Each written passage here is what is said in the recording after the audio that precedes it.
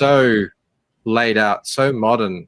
Yes. If we're going to do a giveaway, all right, then we're going to have to say we're going to put in 224 then. 224 it is. All right, we're going to do this 6 times. So write these down, guys. And everyone in the chat, if it's your number, make sure you yell out. Okay, here we go. First number is 35. 35, staying alive. 35. We're going to do a bingo thing here. All right, congratulations, number 35. Oh, Don Chin says, no, it was Don Chin was close to 34. So close. So I was number... Did you guys call 35? Yes, yeah, I think so. Yes! Really? That was a genuine response there. For Pepe Bancroft? I number. How can I share this screen without Look at doxing this. myself? It's real. I'm not even. Which one was 35? The first, second, or third? Which one was that one? The first. That just goes to show how it's not rigged at all. You know, if the guy hosting the show can win it. Corsic magazine. Oh my God! I won. Yes. This is so rigged, man. This is all rigged. Shut up, Holly. Don't say that. Look, I'm not doxing anything. Good. Awesome. That's it. I won. Unbelievable, Bancroft. Not really. I tend to win a lot of things. We're winners in this house. I mean, it's more unbelievable that you, a creator on your own show, wouldn't go, you know what? Thanks, guys. I really appreciate that. But you know what? Let's put it back to the fans. Let's give it back to the fans. No, because it would have lessened the integrity of the system, and we wouldn't want to do that. Now, remember, I backed that book as a fan. I'm a fan of these guys. I'm in the fan pool, so I don't see the problem. I don't know. I think chat would be with me on this. I had nothing to do with that. With that raffle or whatever it was, right? That bingo, whatever it was, I had nothing to do with it. Except for they dropped. They dropped it on me on the show. I had no idea that they were going to do that, and I said, "Fine, we'll do it live. We'll put up the website so that everyone can see me pressing the button. It was all fair. I didn't know I was number 35 until I looked it up. And, you know, yes, of course I won, but not only did I win, I won the best prize out of all of them. So, of course. It's Bancroft. Why? We have won so many things in this house. We've won a $2,000 desk. We've won designer lights. Hang on. What's a $2,000 desk look like? Maybe Mel can send me an image and I can, not our desk, like Mel, if you want to send me like the product shot of it. It's a designer desk. Just carry the desk into the studio. We need to see it up close. It's quite large. I think Mel won that because for her photography competition. We win a lot of things. She's a woman of many talents, one of which is marrying you. She has extraordinary patience. Let's say her chat. We've got the beam pad in here. It's cut off the people at top. One was Oz Great Sage I have, mate. Good to see you. B Rose is here. Jason's here. Scrolling down. Indie Wrestling Aces. I don't know if I've seen you before, Indie, but welcome. Is that a familiar name for you, Bancroft? Yeah, I know Gyro. No, Indie Wrestling Aces. Oh, Indie Wrestling Aces? Yeah. No, not yet, but it is now. Hello. Very good. Welcome. Jaro. Kim Wasabi's here. Good to see you, mate. Mel B. I normally say that's Bancroft's wife, but he always goes, she's her own person, Rob. So I won't say that this week. Stop being a misogynist. The Ryan Cardinals here. Michael T. Scrolling down. Hockey's in the house. Good to see you, mate. Scrolling. John. Good to see John. We had no internet from 9 a.m. to 3 p.m. today. It was infuriating. I know. We're so used to it now. It's like we can't live without it. Yeah. Mo Biggs is in the house. Scrolling still. Vasen Kasai. Yeah, we know Vasen. How are you? In the chat. Antoine. Oi. Antoine loves this stream, Bancroft. Why wouldn't he? Well, I know. Antoine loved the colors on Guardians of Earloth today. I'm still, when I see something that I love, like art wise, I get on a high, and it's all I can think about, and I just keep going back and looking at it. And I think that book we looked at today on my show, it's like the colors that I want to do. Really, that good? Yeah. Well, it's the style that I've started developing in the Lucent, but I think whoever's doing it is like a real pro at it. So I'm gonna buy it and study it. Wow, that's cool. I mean, I didn't catch it because I didn't have internet today. Yotam Darkstar, scrolling down, lots of people in here. It's good to see. Lots of chatting people. Oh, do you want to read that one, Bancroft? It's very. Rob is looking kind of uncomfortable having to accept a corrupt monster like Bancroft on his channel. He's used to it now. He's really used to it. Crackheads here. Robert Shepherd. Still scrolling, Bancroft. Is this what you have to do? Yeah. And then eventually, if you get enough people in there, it does this thing where it's like enough new comments and it jumps and you lose everyone. That's when you know you've made it, when you can talk about the jump. I think it just did it, actually. Kimisami, you should see Robert and Eric Canetti banter. That was great stream, Bancroft. Did you watch that one? I didn't see your part. Hey, Jasper. Jason Black. I didn't see your part, but I saw with Joe on it because I came in after my stream. It was a good stream. I really dig Eric's streams. He's so soft spoken, and then he just like starts swearing, and I feel like, ooh, I'm hearing the naughty stuff. Yes. Canetti has a funny bit where he pretends not to understand the hate Rob gets. Oh, mate, he made a comment about Filipino artists, and I'm like, oh fuck, Eric. And then Rob said, Filipino artists, they're actually not that bad. I did not. No, he just said Filipinos, actually not that bad. That's what he said. And then Canetti sent him a death stare. Did he? I remember that happening. I don't think that happened. Everyone go back and check it out and sub to Canetti's channel. This totally happened. So, you know, Michael and I have a great rapport. You know, we have great conversations. How early do you think, you know, he wants to hang out with me in these streams? Like before, like, you know, you have a backstage and you think like, you know, the hosts are going to hang out for a long time.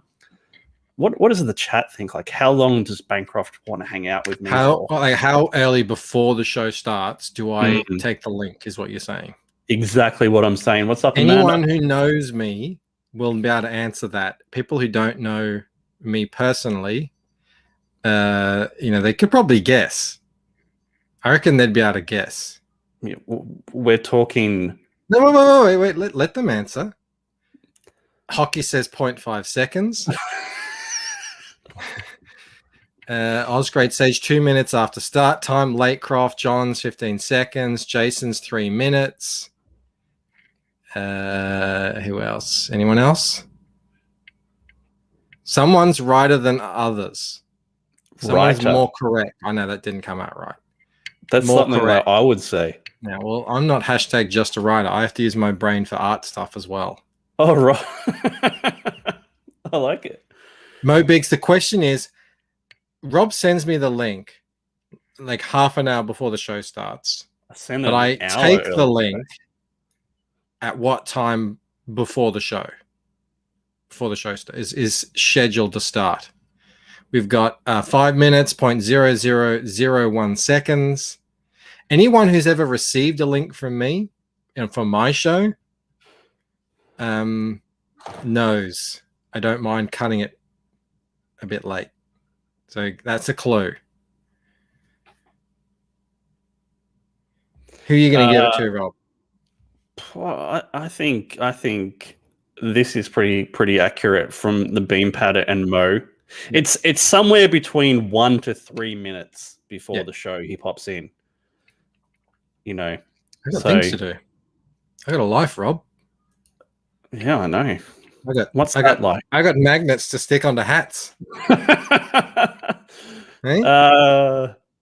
Yeah, chat. What do you reckon of Bancroft's hat? Wow, it looks way worse up close. Well, that's why I don't put it up close.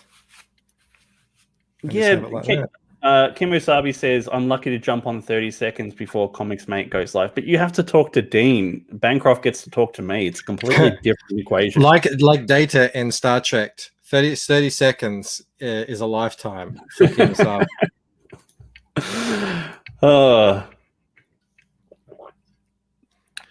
What's going on, Rob? I'm going to share something. I'm going to share my screen. Do you have work? Did you bring work today? No, I didn't bring work. But I'm just hanging. Let me check to make sure I'm not doxing anything.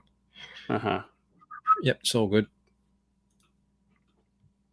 It's not a ginger root hat. It's a ginger root sticker placed with. It's a sticker. It is a magnet,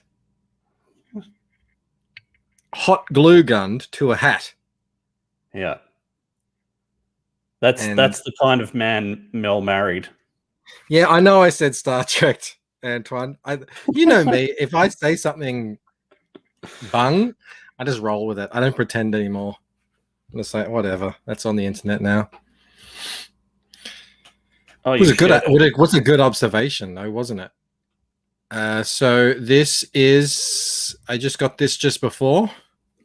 26th of July is the estimated delivery. Now this is for the main books. I don't know where I clicked somewhere. What does that mean? Exception. Well, don't click that. That looks scary. Yeah, I know.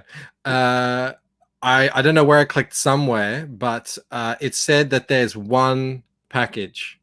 So it's delivering one package. So as was last time, it was 4. So it was 4 separate boxes that they shipped the ones that got wrecked in. And this is going to be, so this is clearly on a pallet, which to me feels like it's going to be more secure. And also, the last shipment, they said it would arrive on the 13th and it arrived on the 8th. So hopefully it won't be the 26th. It'll be sooner. But double hopefully more than anything, fingers crossed, that actually came out well. That's the big thing. That's the thing that keeps me up at night. What you can only go up from where you were. Let me read this from Mo. Right. That hat represents the way Bancroft shows up to Leroy's channel looking for stream ideas, hat in hand. Mo's very clever. He does have some very clever jokes. It's called wit, Rob. Is it? Oh, it's the ability to be funny on the spot, just like that. It's wit. Yeah, it's happened a couple of times in my life. Yeah, so I mean, they definitely, like, you can only hopefully go up from where you were, because what they sent was beyond ridiculous. It was. I'm hoping, and I have reason to believe that it was a different company that did that, because they're brokers, and Mixum haven't told me.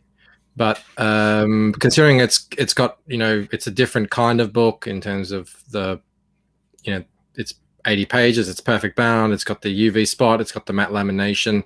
It took a lot longer to get the printer's ripped proof back from them than the other one. The other one just went straight through. So fingers crossed. We'll see. I'm worried. I'm nervous, but that's what it is.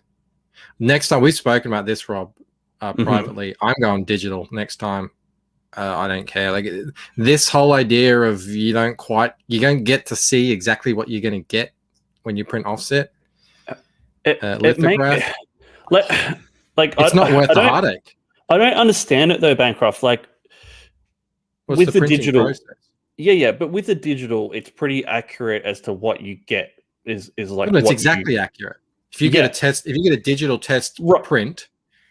Right. But my point is, right, the offset is different. So why can't they just adjust the printers, whatever difference is? Because it's a whole different method. It's a whole different system of printing. It's ink that they put onto giant rollers, and they have metal plates. It's old school. And it's all got to do with the pressure of the plates and the wet and the different inks and papers and the way that overlays. It's a completely different process. I know the end result is you get something printed on a paper, but going into it, And if you want to change a color, for example, Mm-hmm. on a paper, you can't just change it in one spot like you can on digital. You got to change it on the entire page. But there's no like sort of auto adjustment they can do where it's like we need to increase the X by 30% because that's how much Yeah. it changes. You Why can't they do that? You can to a degree, but there's thresholds, there's things. But like I said, you have to change it on the whole thing. Mm-hmm. You can't just change it on one part. Antoine, when I say digital proof, I mean a digital, like a hard copy, but it's printed digitally. It doesn't look, it doesn't match the offset copy. So, yeah. Now, Jasper says a good printer will proof it in house. Yeah, a good printer will check the file that you've sent them and the what's coming off the presses and see how close is it. And Peter Semenya has run into this every time. Every time he thinks he found a good printer, then he comes back the next year, and then it's all shit because I don't know, maybe someone left and someone new came and whatever. Ryan Cardinal has it right. It's a steel plate that gets etched with your whatever the dots are, yeah, because the CMYK is just essentially tiny little dots, and it's how they overlay each other, which makes the color. It's not as adjustable as having a digital mechanism drop ink on a page wherever it wants. It's a different process. With printers, with comics, it feels like you're rolling like 2d6, right? And I have no idea what that means, you nerd. You play poker. That's close to dice games. That's not far off. Have you played what's it? Crabs at the casino where you roll it down and you and you get snake eyes? No, Rob, I haven't played crabs. Is that down with the gonorrhea tables or the starfish table? What's it? Craps. What's it called? Craps. Craps. And no, I don't play craps crap because I don't gamble. So this is a digital proof. It doesn't even let me make my point. You said something about like you're rolling E26 or something. I don't know. 2d6. Everyone in chat knows what I'm talking about. 2 dice, Michael. 2 stick-sided dice. Clickety clack. We're playing dice. 7. Oh my gosh. You roll 2 dice. Right? When you go to a printer, you roll 2 dice, and as long as it doesn't come up double 1, you're okay. But every time you go, it has a chance of coming up double 1, Michael. I don't care. I'm just thinking about how Crackhead is going to clip the shit out of that. You were down at the casino playing crabs, right? That's the biggest boomer moment ever. Like, these kids with their Exy boxes and their play states. So anyway, this is a digital proof. So I got one of these, and Joe got one of these. And, it's to check that the file has come through correctly. It's all laid out right. You can check the colors to an extent, but, it's only just based on the quality of the printer or who's running the machine that day and all this sort of stuff. And it's a real heartache. It's really it leaves when I think about it, it leaves a pit in my stomach. And but if you were to print digitally, then you would just make this proof get it exactly like what you want, and then you say, okay, print the bulk, and it would look exactly the same. So moving forward, I think that's what I'm going to do. So I'm paying more now for the 12-page preview than I did earlier, because I'm just like digital. I don't want any surprises. I don't want any issues. John asks, is it a laser print? I think it is a laser print, but I mean, this is not like what you would know of as a laser printer. These are massive machines. They're, the print quality is about 95% of offset, which in my mind is, you can't see it by the human eye, I don't think. I've been trying to read this comment for like 5 minutes. I'm sorry. Wit and charm. Could you think of two things more foreign to Rob? When is Rob 10th again? We're going to get to that today. We're going to sort that out today. Good. Scrolling down. Double one. Jasper gets it. Mel says Rob. LMAO. What does that stand for, Bancroft? Laughing my ass off. Are you a boomer? No, I'm just messing with you, man. Hey, you're just messing. You know what all they are. LMAO, laugh my ass off, WTF, what the face. You know. You didn't know AFK, did you? You didn't know AFK. Again, that's probably some gamer thing. Rob doesn't have crabs. When he shaved the Rob Hawk, some of his head lice escaped south. So digital is just a laser print. If your printer has a new HP Indigo 12,000 as its digital printer, you're all good. That machine is currently top tier for printing digital printing. Get on it, Bancroft.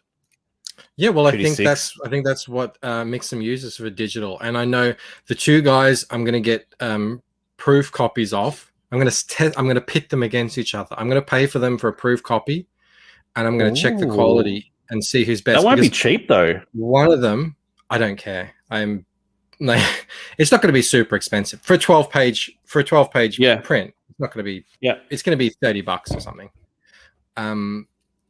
One of the printers can do the UV spot, and the other one can't.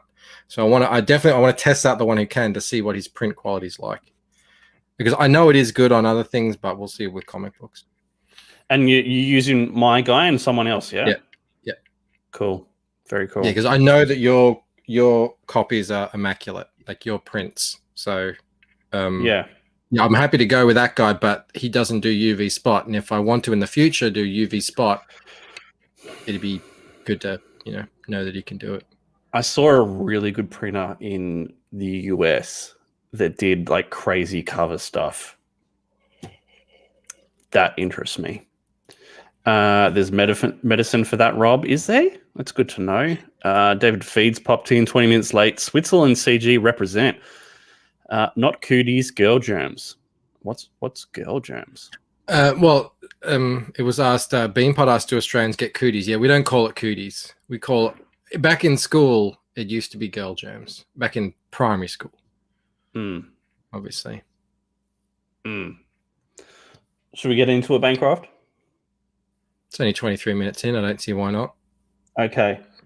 Someone mentioned something to me a couple of weeks ago, maybe a month ago, and it raised a few questions. And the question they asked was, how many people are actually in CG? Do you have thoughts on it? Like, how many people are diehard CG people, and how many people are just fans of that particular creator? Like Ethan, for example, right? He's got 10,000 backers. How many of them are actually CG fans, and how many of them are Ethan fans? What do you think? I've actually had this discussion in the past. That's the $2,000 desk, by the way. How is that $2,000? It's like a piece of wood. No, it's lots of different things. So this is our desk inside. You can do all sorts of different things with it. So we won this bad boy. That's worth 2,000, isn't it? Mate, my desk is 1,000, and it's a sit-standing desk, and I press a button and it goes up and down. Yeah, but this is designer. Cupertino. Mate, unbelievable. I don't know. I didn't buy it. What do you guys in chat reckon too? Let us know. It's an interesting thing, because he was saying he reckons there's probably actually only around 500 actual CG fans. Who said that? It doesn't matter who said it. Oh, someone said that to you, right? Yeah. Right. No. Back in the day, I had this argument on Twitter. My view back in the day was that if you're subscribed to Ethan, if you're subscribed to your boy Zach, like you CG because it was more of a movement back then. It wasn't as tangible. There wasn't this network and books being made and everything. So I was like, there could be 100,000 because there's 100,000 subscribers. I mean, who knows? But then it sort of became clear that there's only a percentage of those that actively watch the streams, who watch the regular content videos, and they at their peak were kind of tapping out at around 20, 30, 40,000 or something. But then I got, I was coming at it from more of a Gamergate mindset where like I would have said, yeah, I'm Gamergate, but I didn't actually do anything. I didn't. Let me just clarify. You think you can be a fan of EVS and not be CG? Maybe he was referring more to the fact of actually backing comic books in CG. And that's what I'm getting to. That's what I'm leading to. Mm-hmm. And to answer Jason's question, of course, yeah, you could have come into Ethan's YouTube channel by the Soy Low videos and just like that stuff, or you like the cancel culture stuff. You're not really interested in his comic book stuff. So my opinion has changed since then, since it's sort of pivoted and become much more of a, I mean, it's so hard to define, like this shopping center analogy that we say. But at some point, I actually went and counted by hand all the creators in CG. Really? At some point, yeah. And I counted, this is just going through Creator Go. This is probably in the start of 2020. I counted 250 easy minimum creators in Comicsgate. And there, we know that there has to be at least, I mean, if you're backing Ethan Cyberfrog things, how many backers did he get on Wrecked Planet? Like 10,000 plus. Exactly. So I would say, add that number to the creators. It's probably sitting around 10,000, give or take. Whether or not they're out there being CG every day, no, I wouldn't imagine. I imagine they're just like, I like Cyberfrog. And, if someone would have said, well, are you CG? We're like, well, I mean, I don't really hang around. I don't get involved, but also, if I see something I like, I'll back it. I think that, for me, cuts the mustard. But are they just backing Ethan, or are they backing other stuff? Like, are they just Ethan's fans? Ethan is the yardstick that we have because he's the biggest, yeah. So and he's just extremely vocally Comicsgate. So it's hard, I think there will be very few people who back his stuff, back a Cyberfrog book or toy or whatever, who isn't, at least doesn't mind being called Comicsgate, There'd be a very few number of people like, I don't care about any of that. Don't call me Comicsgate, but I just really like this Cyberfrog book. I wouldn't imagine there'd be all that many. I think it's pretty safe to say if you're backing Ethan, you're fine with the CG label. That's how I put it. And considering there's 10,000 of them, we at least know that there's at least that many.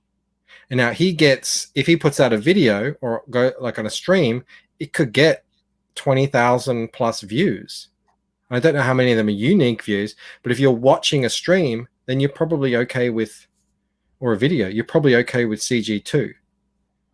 So I think at the minimum, I'll be happy to say 10,000. Okay, there are tons of comments on this. Well, let's read them out. Well, let's start with this one. Mentions about Rob's head being shaped like an American football. That's not related to it. He brings up a good, interesting argument there. Bancroft Desco sexual confirmed. Passion says 100 or so creators, 300-500 diehards, 2K or so for EVS. Die Hard declared CG less than 500. There are about 2,000 Die Hard comic fans and about 5,000 casual fans. Yeah, that sounds about right. You think you can be a fan of EVS and not be CG? Dave says 501. Don't trust the He's anti. adding himself to it. Don't trust the anti-CG idiot who told you that. He wasn't actually anti-CG. He's pro-CG. He just thinks it's probably not as big as what we think it is. We have to define it more. Murph has sold about 1,000 copies of War Party. True, but lots of people have backed that 3 or 4 times, myself included. This is a strange question. What's the most it could possibly be? I'm considering unsubscribing to all the streams. That's a shame. Why, Jason? Comes back to what is CG again. Yes, you can be CG and not a fan of Ethan. Hard to say. I'm gauging by the energy of the streams. So you have to be CG to back CG comics? No, not at all. Stop on that. Yeah. I got a lot of pushback when I was saying, I mean, depending on how you look at it, maybe there's 100,000 because I was just looking at sub counts. And back then there weren't that many books to back. So it wasn't really, a thing. It was more of a movement. And that was the thing that came up. And I said, I mean, I don't think you have to back books to be CG. But then those guys who I was arguing with, and there were quite a lot of them, were saying, of course you have to back books. If you're not here backing books and reading them, then how can you say you're part of what's going on here? So, there's obviously people have very different ideas about that. I think I don't know the answer to that, and that's probably like every different person has to come to that definition. That's why we can't actually count them. Yeah, I mean, I'd love everyone to back my book, but as long as they're backing something, that's cool with me. It doesn't have to be mine, and I don't take it personally either if it's not my book. Mine's like post-apocalyptic, very violent, and death. It's not going to be up everyone's alley. Crackhead says a few thousand maybe, but hardcore CG that backs a lot of books, maybe 500 to 1,000. Is Beanpad says, is there anything that makes someone a diehard fan other than backing campaigns? Bancroft, that's a good one for you to answer while I scroll through this. Well, some people, not only do they back campaigns, but they're very vocal about it. They share, they promote, they get around in all the chats, they send super chats, they go on shows. All sorts of things you can do to let people know that you're a diehard fan. Now, there's obviously going to be diehard fans who no one knows about because they're just backing books quietly. But other than backing campaigns, yeah, all that sort of stuff. I think, anyone who's like hanging around here every day, I think you can say are probably going to be pretty diehard CG, you would imagine. And we have the best fans, man. Like, they spend money, they help promote our books, they put in work when they don't have to do anything. And, it's very much appreciated by me, and I'm sure everyone else too. Does CG prefer waffles to pancakes? I'm a pancake kind of guy, but I like them really thin, like crepes. You would love Mel's crepes then. Yeah, you say that, but can she really cook them?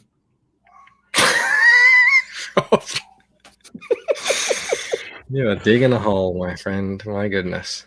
Let's see. Of course, you can love Ethan's art and not be CG, vice versa. There are EVS fans who are not necessarily comics fans, but that buy Cyberfrog because it's fun. I'd say a lot of them. I respect Ethan and what he's doing, but I don't back or watch. That's interesting. 200 creators. Yeah, this one. Chat's really getting into this one. There was I counted at least 250. Yeah. That 10K of EVS backers are not all diehard CG.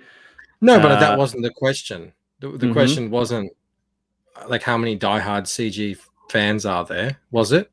Or was it? I don't know. Maybe I heard wrong. It was just how many people in CG. Yeah. I belong to a Facebook group that introduced me to Ethan's work back in 2005. Now that they won't allow me to post into any of Ethan's projects. Times change. Jim Cox, I don't have Comicscape my profile on Twitter. Am I hardcore CG? I don't either. Do you, Bancroft? I do, but that's because I host a show. I didn't for a long time, but I do now. I say host of Late Night with Comicscape. I didn't want to have to say to anyone ever who either asked to come on the show or I invite on the show to say, oh, and by the way, this is a Comicscape audience. Like I didn't want to have to say that because it's really awkward and weird. So I just put it right there in my Twitter bio, up front and center. Jasper says you can be CG and choose not to buy new books at all and just enjoy back issues. Yeah. CG books are delicious. Homemade waffles. Mainstream books are Eggos. We don't have Eggos here, do we, Bancroft? I don't know what an Eggo is. It's a made-up word, a loose umbrella label for everyone on this side of the debate about comics. That only a few even took on. Every other attempt to define it has turned people away. I don't know if I agree with that. Shots fired. I think they're talking about the crepes. Rob likes commie waffles. Shots fired. Antoine says, I see your point, Bancroft. I just don't see myself as diehard CG. I'm just glad to have people to talk to. Me too, Antoine. I'm fully on board with people not feeling like they have to adopt a label and wave a flag, or like be part of a movement or whatever. If they just want to hang out, have fun, and all that sort of stuff, I'm absolutely on board with that. And let's do it. The more the merrier. Vasson says Rob threw a gauntlet at Mel. Rob probably Rob threw a gauntlet at Mel. He has no idea. Rob probably looks down on crepes topped with kale and spinach. Gross. Being bad. Do you want to read that one? Did you mean crepes or crabs? You're not going to How can every week you have some sort of new meme, some sort of misspoken thing? I'm special. Jim says Jason Black says CG doesn't like the label. Yes, fair enough. Rob doesn't know what he's doing. I forgive him. She's so nice. The whole point of CG is taking the creator's personal beliefs out of comics and just making good comics. See, there you go. There's someone with an idea of what CG is. That I don't necessarily disagree with, but I don't know if I agree with that's what the whole point is. And I'm sure everyone here in the chat has a different definition, and that's why these numbers that we're talking about could be completely have a high variance from person to person, because some people, when they say CG, they hear diehard, flag waving, a kind of action, and then others is like, well, I'm just hanging out, don't have to read books and whatever it is. And so I do agree with trying to define it as one thing is never gonna fly.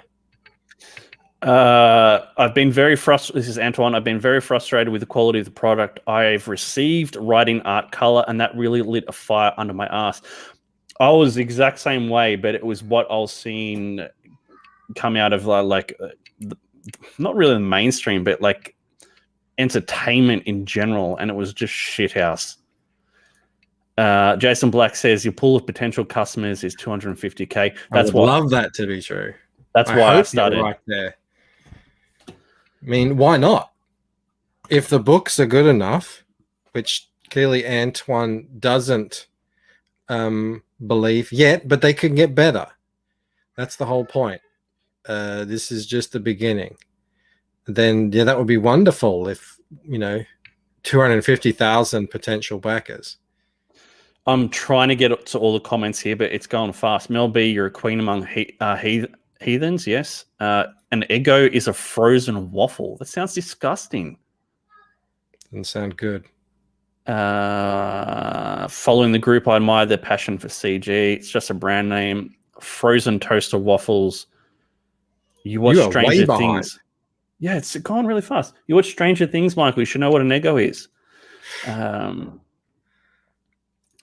Antoine, I can see that 100%. I was already doing these story ideas in 2014, but I've read several CG books and understand what you mean. I do think the quality is going up, though, Bancroft. The art is definitely.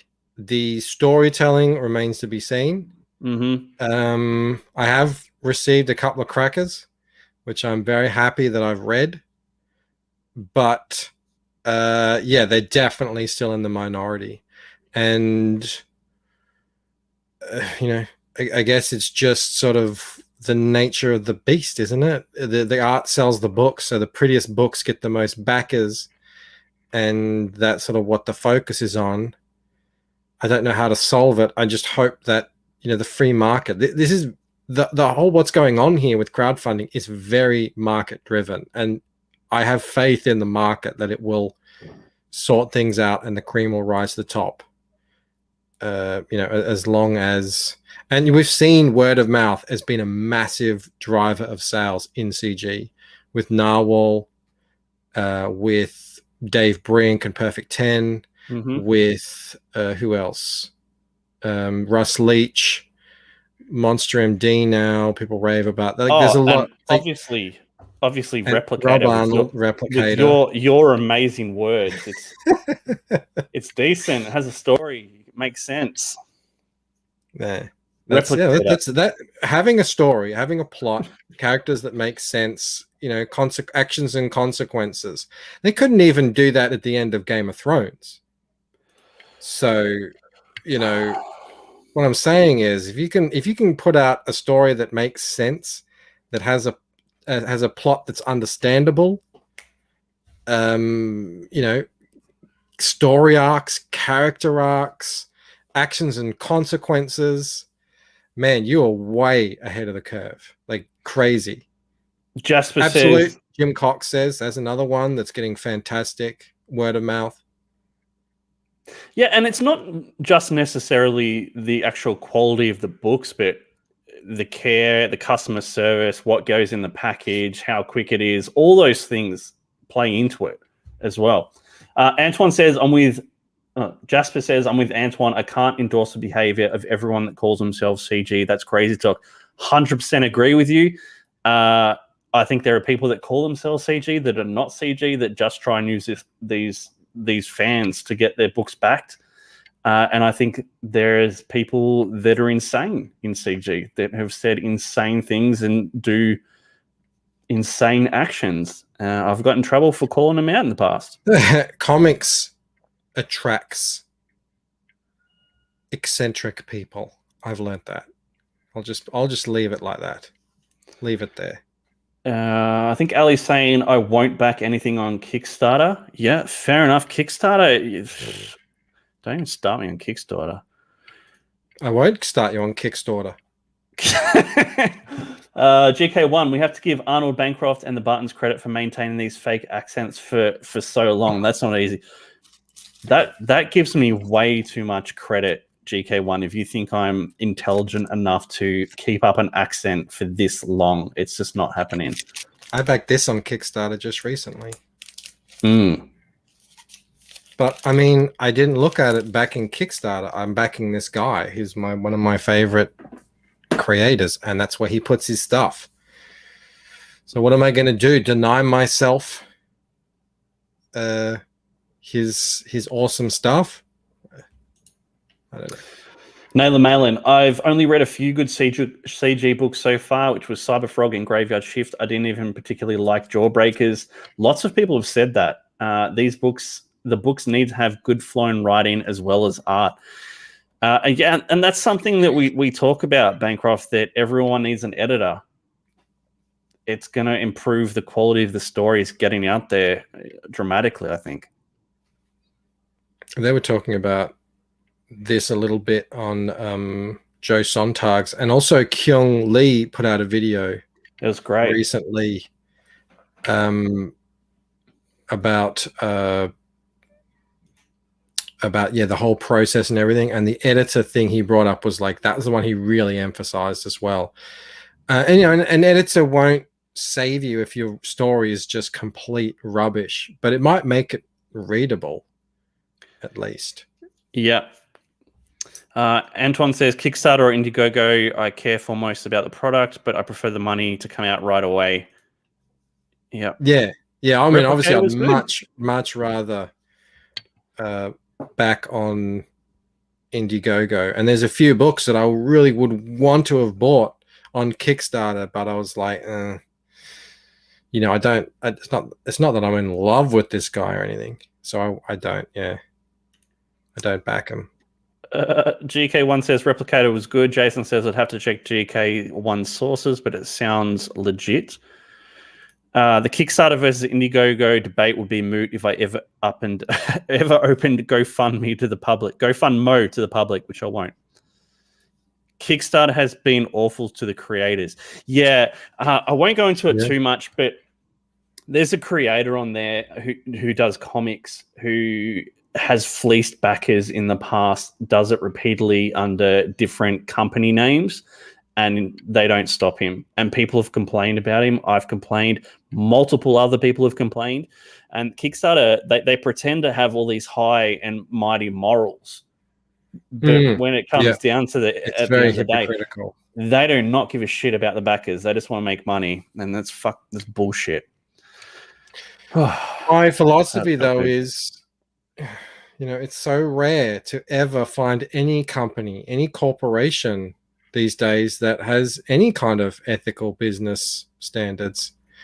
So, you know, if you're going to be really principled, you know, to a high degree, you may as well just go dig a hole in the ground and lie in it for, you know, until you die, because you're not going to be able to buy anything. You're not going to buy any food. You're not going to be able to have power. You're not going to be able to have any kind of entertainment. Forget that. Clothing, forget it. You can't drive a car. You can't, like, all the corporations are compromised. So either you get on with life and do what you're doing in the best way that you can do it, or you just, I don't know, dig a ditch and go lay down in it. Let me just address this one by Antoine. If you continue to allow yourself to be fleeced or a fool, he would change company names so that you wouldn't know it was his company. So you didn't really know what was happening. You saw a good book, you wanted to back it, you backed it, and you know you wouldn't get it. So really annoyed me. And don't even start me on the projects we love category where they just choose what they think is most politically correct and not based on any sort of actual merit of the book. It's so dumb. So stupid. Malin's in the house. What's up, Malin? Rob should back the Embrace. Bancroft dies, and that sounds fantastic. Bancroft only backs creators he's in love with. Bancroft backed the Replicator, right? It's a burgeoning bromance. Zaid's here. Dying Days of YouTube. Good to see you. This is a question for you and for chat. I'm really happy with the direction CG is going in general. Mm-hmm. What about you, Bancroft? Yeah, absolutely. I was thinking the other day, you've said this, and I think other people have echoed it as well, that it kind of, you know, it's not analogous to the birth of Image or anything like that, and what we're doing isn't the same. It's a different time, different thing.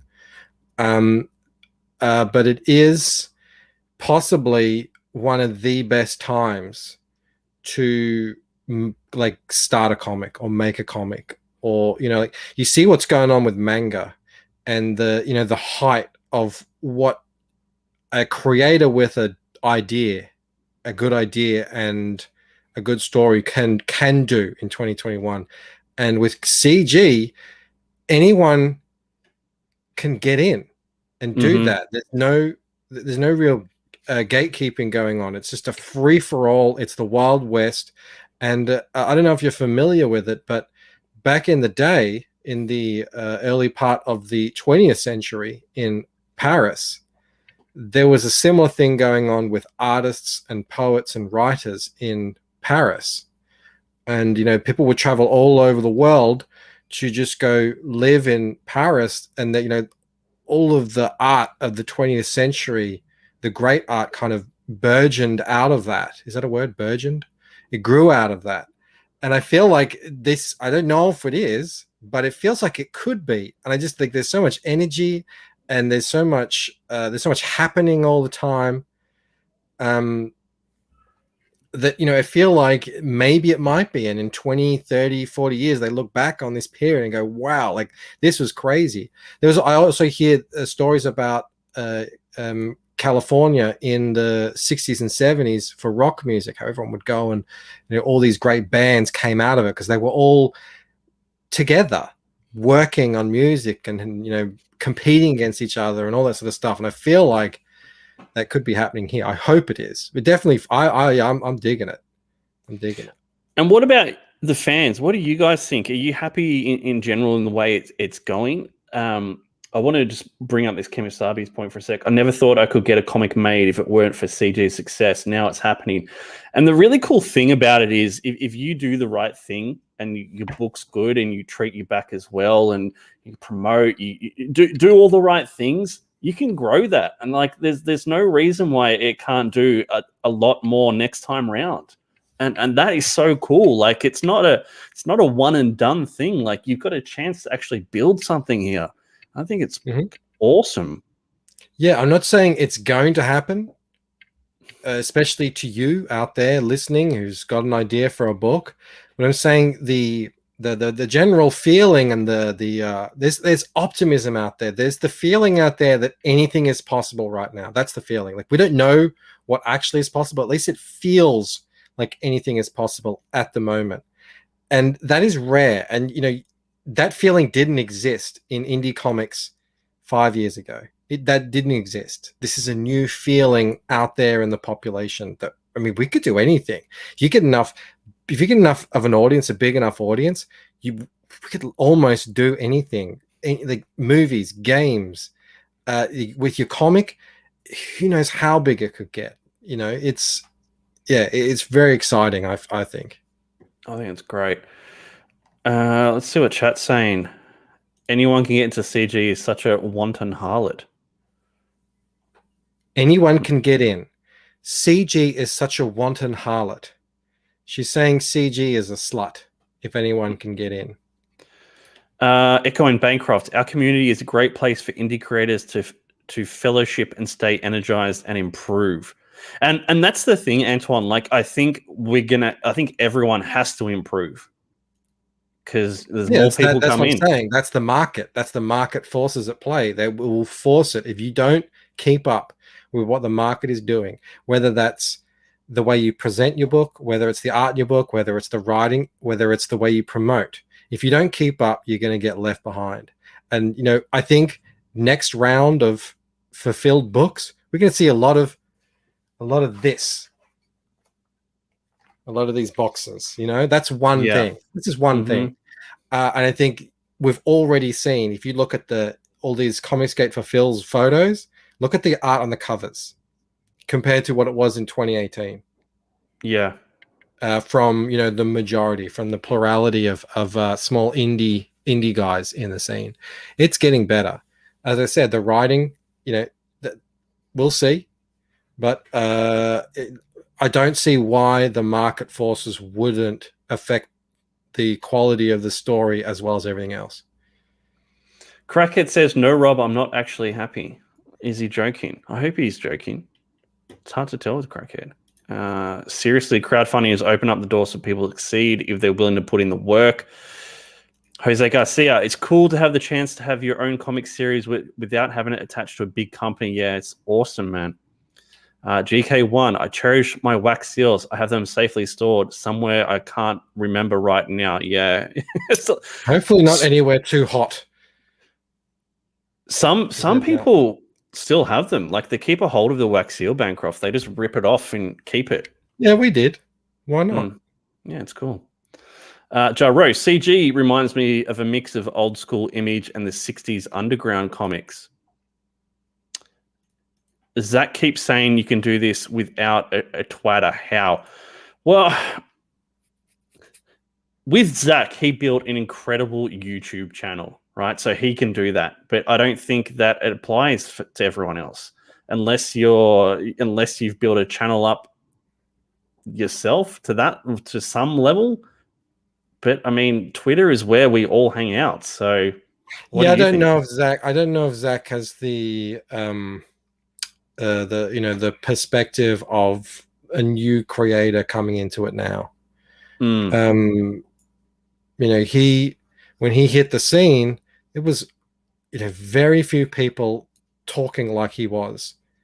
Hardly any. There was about 4, and it was a massive deal if a big creator made $20,000 on their Kickstarter.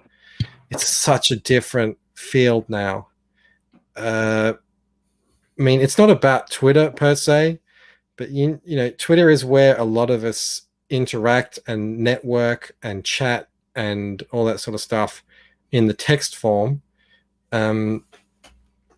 So I don't know if I'll say if it's 100% necessary, but yeah, you're really handicapping yourself in 2021 if you don't have a Twitter. Like, how do you get onto shows? People send their StreamYard links, especially for CG, 99.9% of the time as a DM. Especially for CG too, because that's where the fans hang out. If they're not on YouTube, they're on Twitter. They're not on the other platforms, not that I know of. Beampad says it's great how big it's gotten, but I do miss the tutorials from EVS and Mail-In. It's what attracted me to CG. Dude, I agree with you.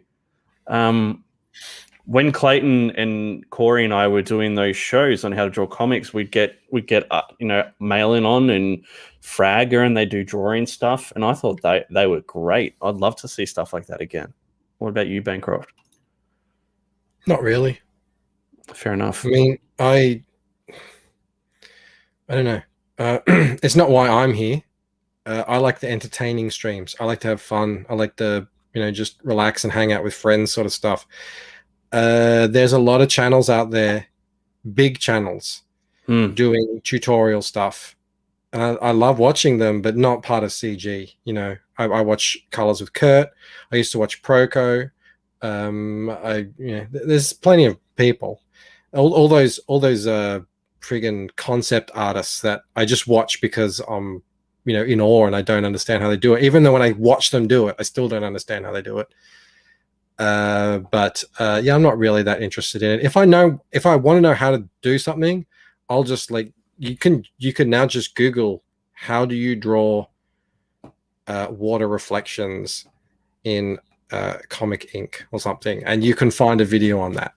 Yeah, I mean, for me, I don't agree. Like, I would love to see EVS Mail-In, break down how they do like a page, how they come up with the layout for a page or character design. I would love that shit. I would love it.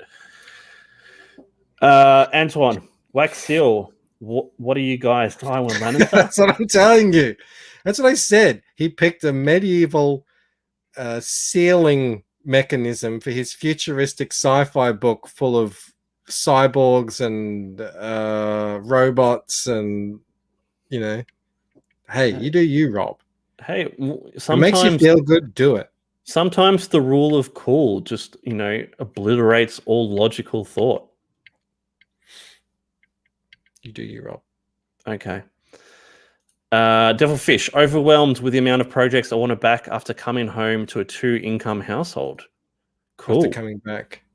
Yeah, it's crazy. I haven't backed anything in a while because I have to be a bit mindful of my cash at the moment. And you really do feel like you're missing out. There's at least 4 or 5 campaigns that I really would love to back right now, but I can't. What are they? Frustrated. Beanpad says Guardians of Erloth. CG needs a TV guide for all the different streams. Dojo Kun has one, man. We need to get that a bit more out there, I think, so people know about the different shows.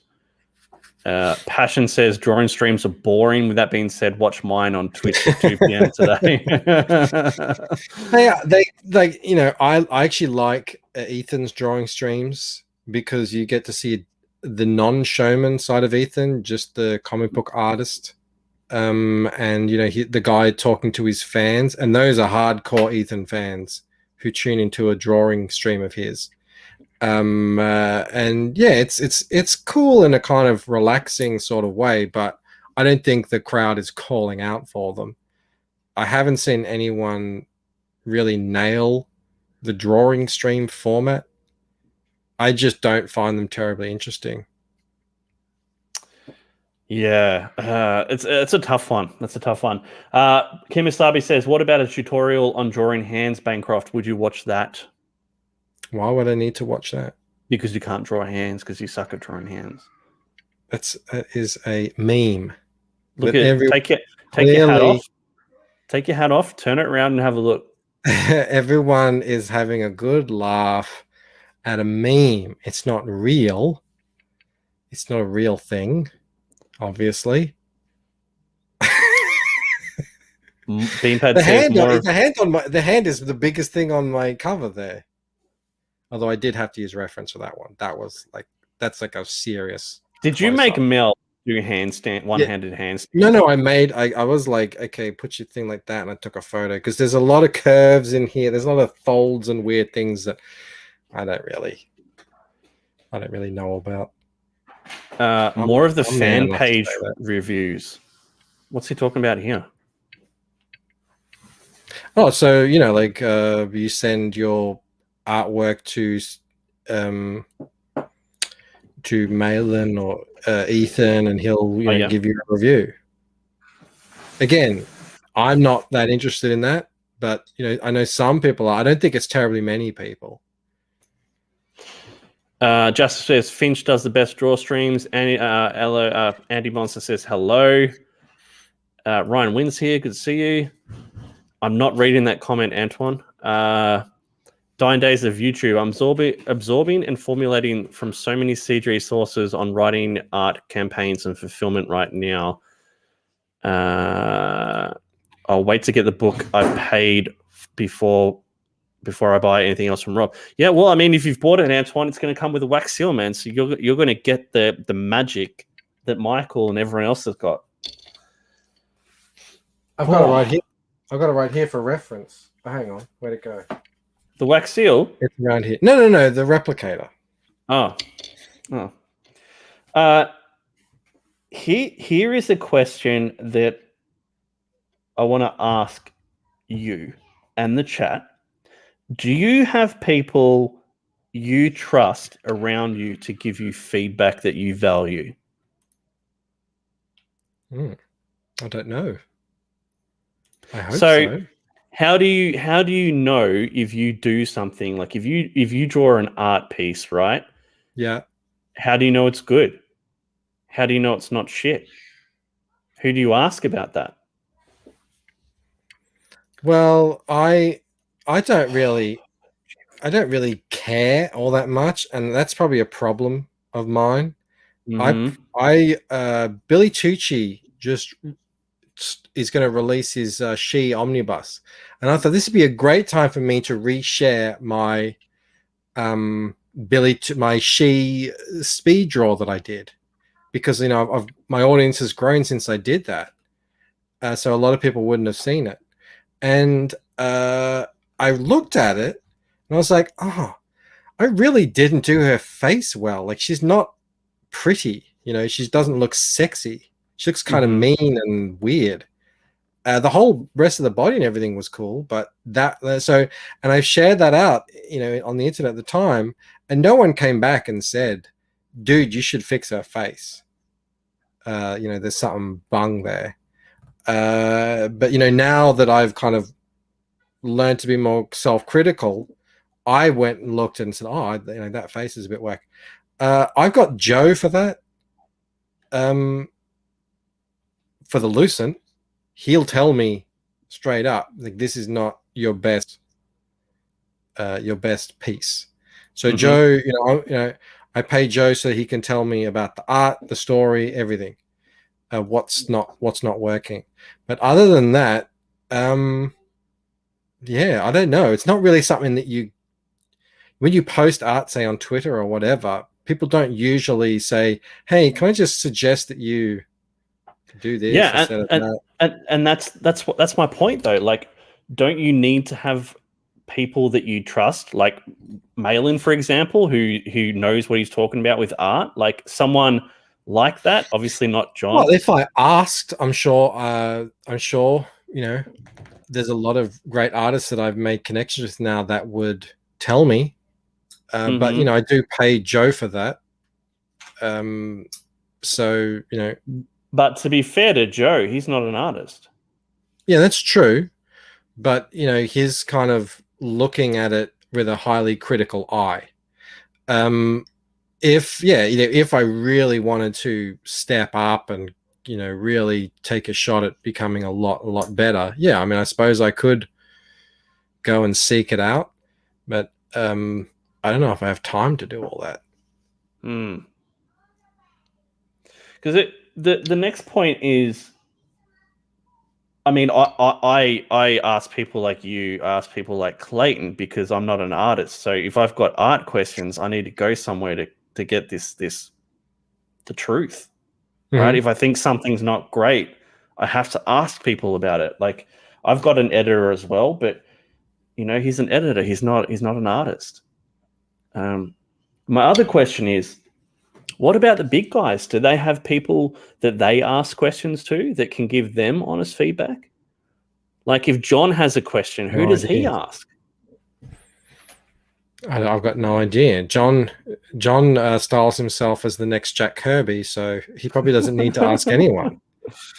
And from what I've seen of the new godlike stuff, he probably doesn't. I once got feedback from Aaron Alfecci. That was pretty cool. Wow, and then he asked me cool. for feedback, and I was like, I don't know, man. And the thing about my art is, yes, I'm the artist, but I don't consider myself an artist in the same way that, say, John Malin is an artist, or Passion for Drawing is an artist, or a lot of these guys who are, they've made it their career. I do the art. I started doing the art because I wrote a story and I needed art for it, and I didn't have any money to pay anyone, and I can draw a little bit, so I just did the art. So I don't know. I want the art to be really good, but I just kind of see how it goes, and if people like it, they buy it. I take that as a good sign, and I've had people come back and say, this is not really my style.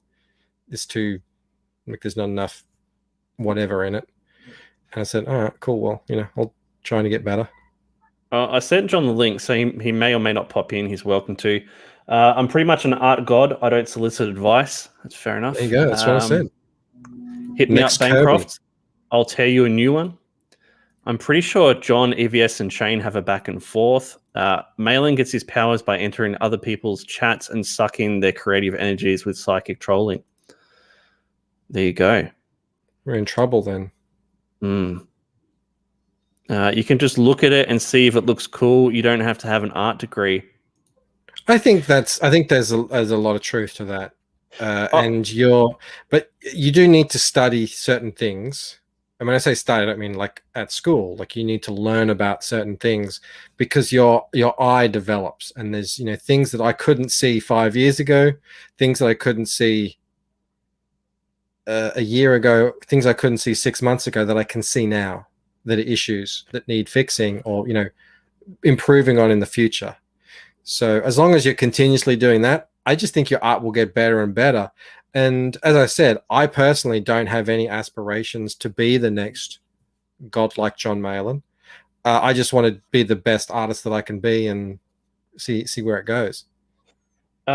See, with this comment, right, you can just see if it looks cool, right? And when something doesn't look cool to me, I might not know exactly what's wrong with it, why it's not working. Michael, like, he's an artist. He can understand what's not working about it and break it down for me. So that's where I come from. What's up, Malin? How's it going, guys? John?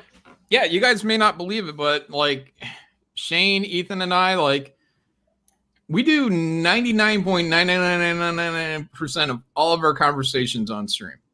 Yeah, so, I agree. I do believe that. Yeah, so I do believe that too. What we know, or what you guys know, or people in the chat know, is pretty much what we know. It's very rare that, like, if I shared anything, so like the Godlike cover or that promo piece that I put out, like, I put that and I showed people kind of privately, but it wasn't really like, hey, pick it apart. It's like, look what I'm doing. You know what I mean? So, and Shane showed me Inglorious Rex before that was released. And I gave him unsolicited advice. I said his butt looks flat. Shane didn't listen. Butt? He didn't look at me. He didn't listen to me at all. He released it like that. Terrible. He's He looks like he's doing that thing where he goes like that with his ass. Yeah.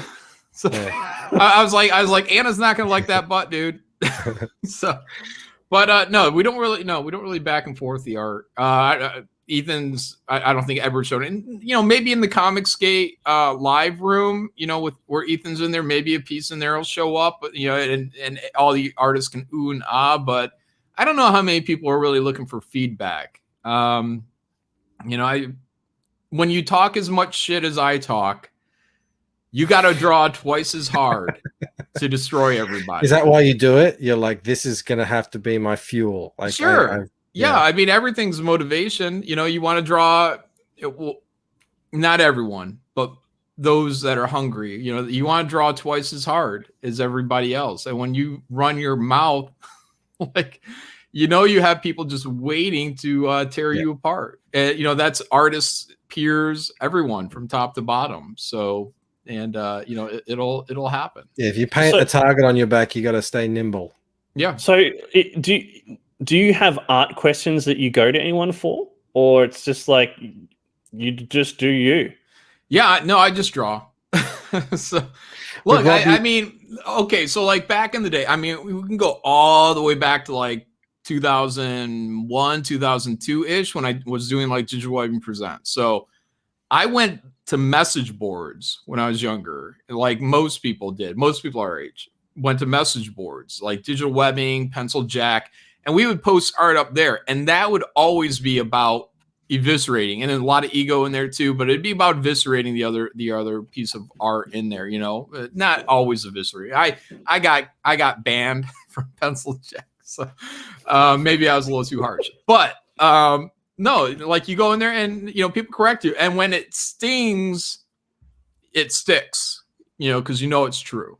Mm-hmm. So that's where I and most people our age kind of cut our teeth on the whole learning thing. None of us are perfect, but at some point you just have to say, for me, it's just I'm trying to beat my old stuff. Like I was looking better at than the last piece you did. Yeah, like I was looking at the cable stuff on someone's stream the other night, and I think Leroy was bringing it up, and I started chewing into that. I'm like, yeah, I didn't draw this, I didn't do that well, and I'm like looking at it from modern day eye, and I'm like, yeah, this isn't great, that's not great, and most of it was great, but it's like I'm just trying. Yeah, I'm still at the point where I want my next thing to be better, not lazier, better, but better than my last work. So, like that's why with Godlike, I'm moving into more exaggerated proportions and just really trying to like dig into like,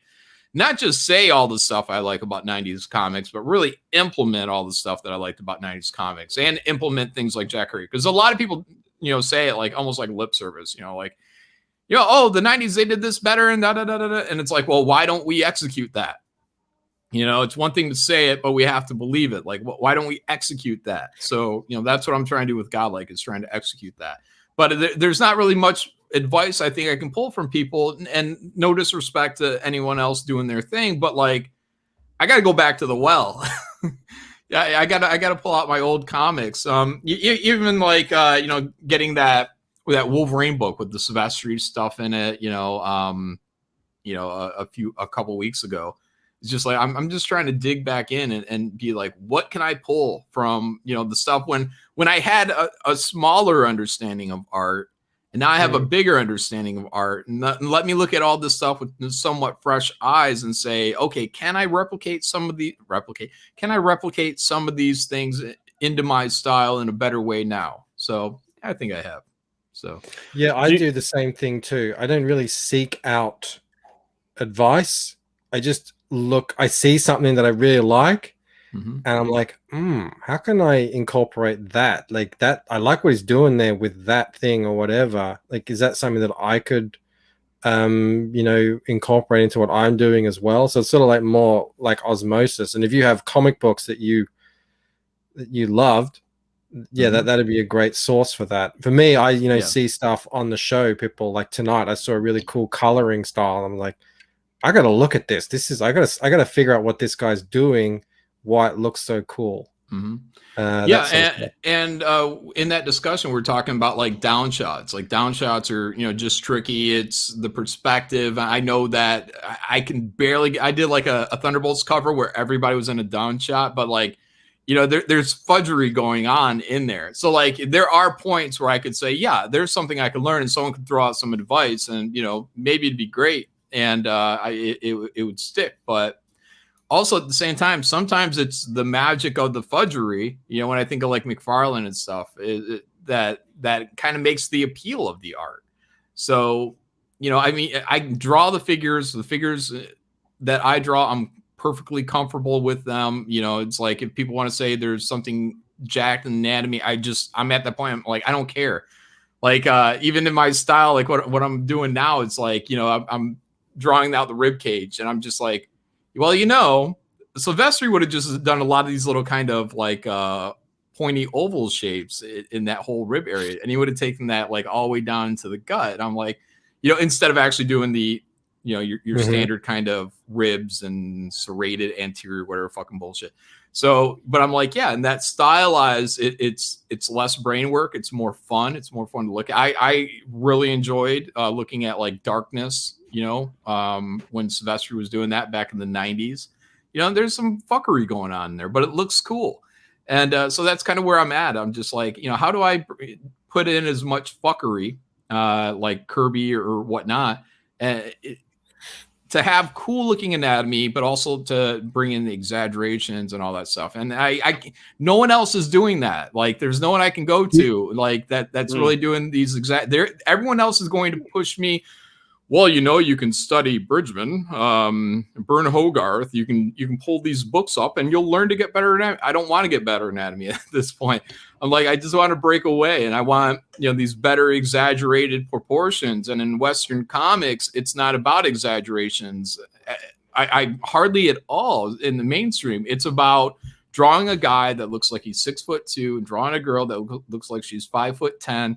And that's just it. Like everything's like a pitch, like a visual pitch for like a TV show or a movie or something like that. And it's like, well, where do I go to get that? And like, I got to go back to McFarlane and old Liefeld and old Silvestri and just say, well, okay, I liked this stuff when I was a kid. I like how it looked.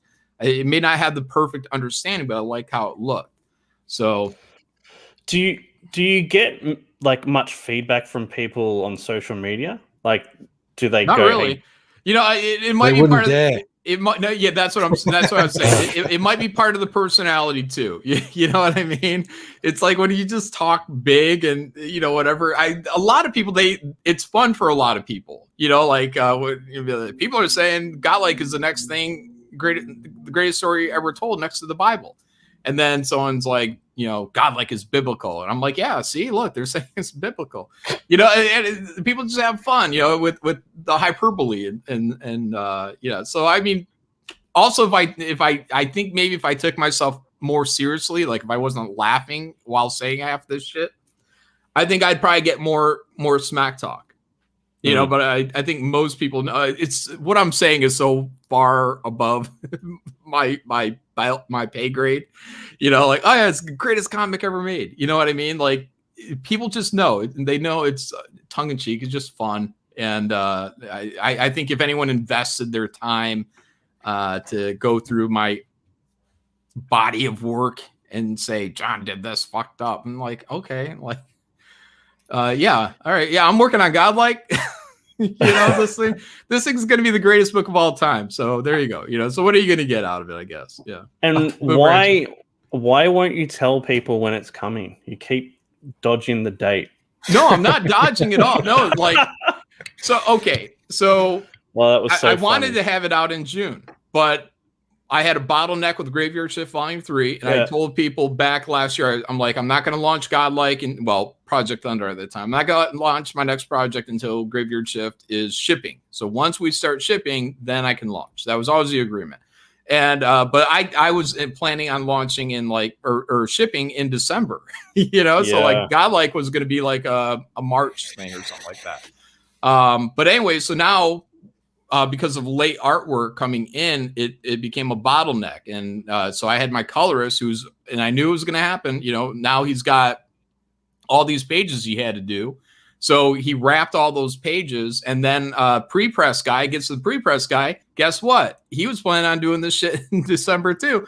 So he's got a schedule now. So instead of just pulling all this money away from these people who've already counted and been contracted for it, I'm like, well, the colorist has to do it, because otherwise I'm taking money that he planned to have off his fucking table. I mean, like, money, budgets are budgets, and that's why I say schedules need to be kept, because artists don't understand how much they are fucking people down the chain. So we get this bottleneck with the coloring. So then the coloring happens, then we get the lettering done. We took a week, I think a week and a half, just going through the lettering. And then we go to pre-press, and then my pre-press guy, he's working on other things because it's fucking June now. And so I'm just sitting there and I'm waiting. And then now things are off to the printer. Everything's in progress right now. And I'm just waiting to get back an actual delivery date. And then when I have that delivery date, I can assume Mark can show up within so many days of that delivery date. I can get him to sign one copy. Then we can start shipping. And then we can start launching Godlike. But I can't do anything. So I'm telling people right now, August 1st, give or take a week. That's nice. That's all I can say. Because I can't launch it until I start shipping. That's my word, and I'm sticking to it. It was pretty funny though when you're on Fraggers and you said, I thought I just answered this August 1st, and then he's just started getting super chat after super chat. When are you launching? Yeah. That was fucking great. Yeah, it's great. That's good. That's good marketing. So like next time I'm on Ethan's, or maybe when you guys are in other people's streams, like if you guys go watch Yellow Flash, Tug, Friday Night Tights, super chat them and ask them when Godlike's coming out. Let those guys start answering that. Let it become the biggest talked about, most popular comic to be launched in our lifetime. I'll ask John, because I asked Bancroft earlier. Are you happy with the direction CG's going in? Largely, yeah. I mean, yeah. Look, I mean, there's always going to be something that you could dig into and say, well, this could be better. But you also want to be careful, because I don't want to meddle. I don't want to meddle in Bancroft's business. I don't want to meddle in your business. So for the most part, like, am I happy how my business is going? I think it could be better. I think that in terms of the schedule, it's unacceptable that this book is late. And, I had to fire one guy for it. So, and the other guy's not working with me again. So, these are the steps I'm taking, but it also means I need to find new art teams. So schedule is important. I've said this from way back when, people may even remember where I was the one talking about, guys, think how much time it's going to take you, throw in 3 more months. So that's your buffer. And that way, even when shit goes bad, you can still recover and deliver on time. And for all of that, like when I did Graveyard Shift 3, I started planning that. I lined people up in early 2020. And I was all the deadlines were around September, October. And so this thing was meant to go to print, press, and start shipping by the end of the year. So that's how early I planned. But I put the delivery date for April, because I was like, well, even if the wheels fall off, this thing will still ship on time. Didn't happen. So that's what happens when you have people that can't deliver and can't stay on schedule. So when you find people that are habitual schedule fuckers, you got to get rid of them. So the official word, habitual schedule fuckers. Yeah, and I tell you guys, there weren't any tears shed. Like people were, I think largely, and backers are wanting to see that your goal is to get that book out to them on time, not as quickly as possible, but on fucking time. So for me and my business, that's my goal, is meeting these deadlines, getting things on time. I want that to be my reputation. And when I have guys working that are out of my power to motivate, outside of slavery, beatings, and whatnot, then that hurts my reputation. So that's why I have a lot of anger towards these gentlemen for fucking their deadlines. But like I said, that's resolved. And but now, thankfully, because of what we did with Graveyard Shift, by putting in that stretch goal that we wouldn't do the next campaign without it being finished, now I'm in a position where I can bring in people, and I've let people go. Because right away, when I start seeing them fucking off or being disrespectful or whatnot, like, I don't need you, because your name is not on the campaign. So that's the real glory of being able to do this. It's risky, though, because now you have to do a lot of front investment.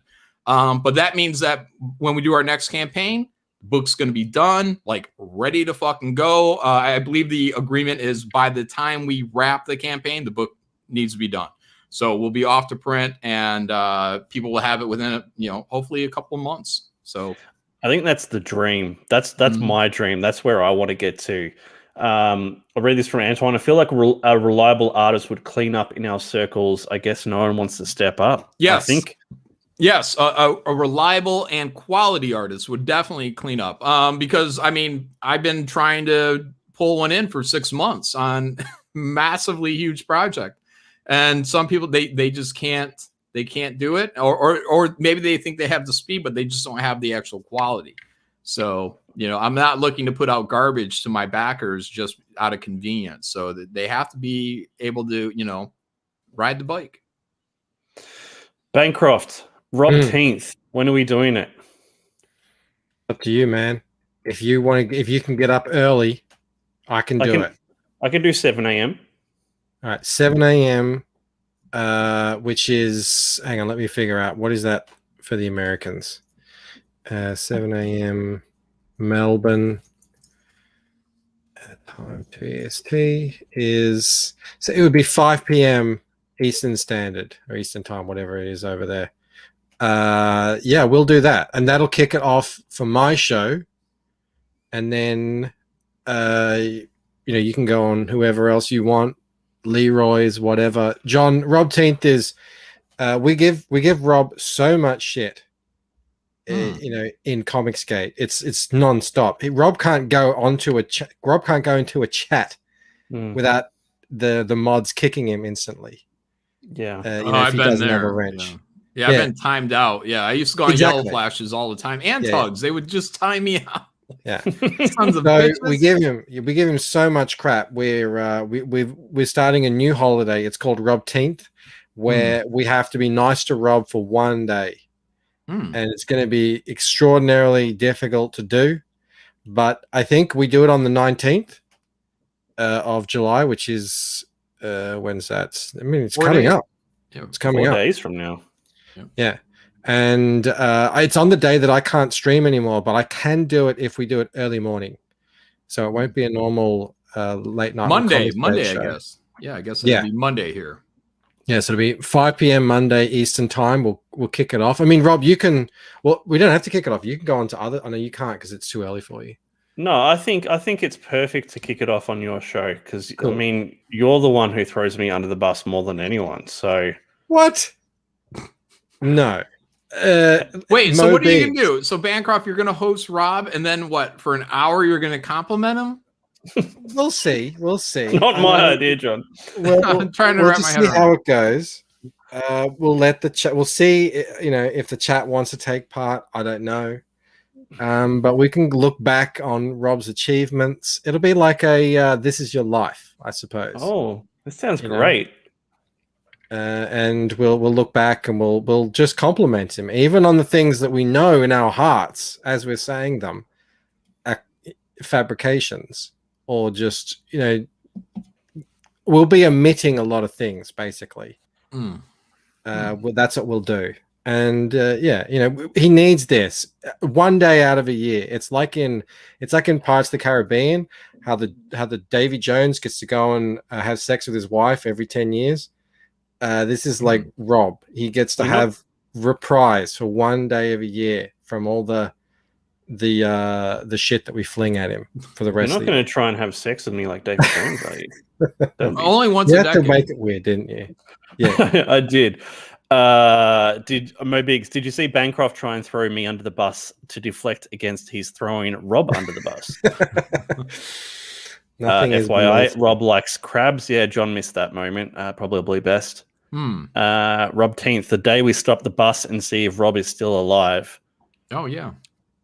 Yeah, the day after is going to be rough because people are going to be frustrated because shitting on Rob is like a pastime for a lot of people, myself included, and it's going to be hard to go a whole day without partaking. So the following day, it's gonna be on for young and old. It's gonna be brutal. It's going to be hard to wake up that day.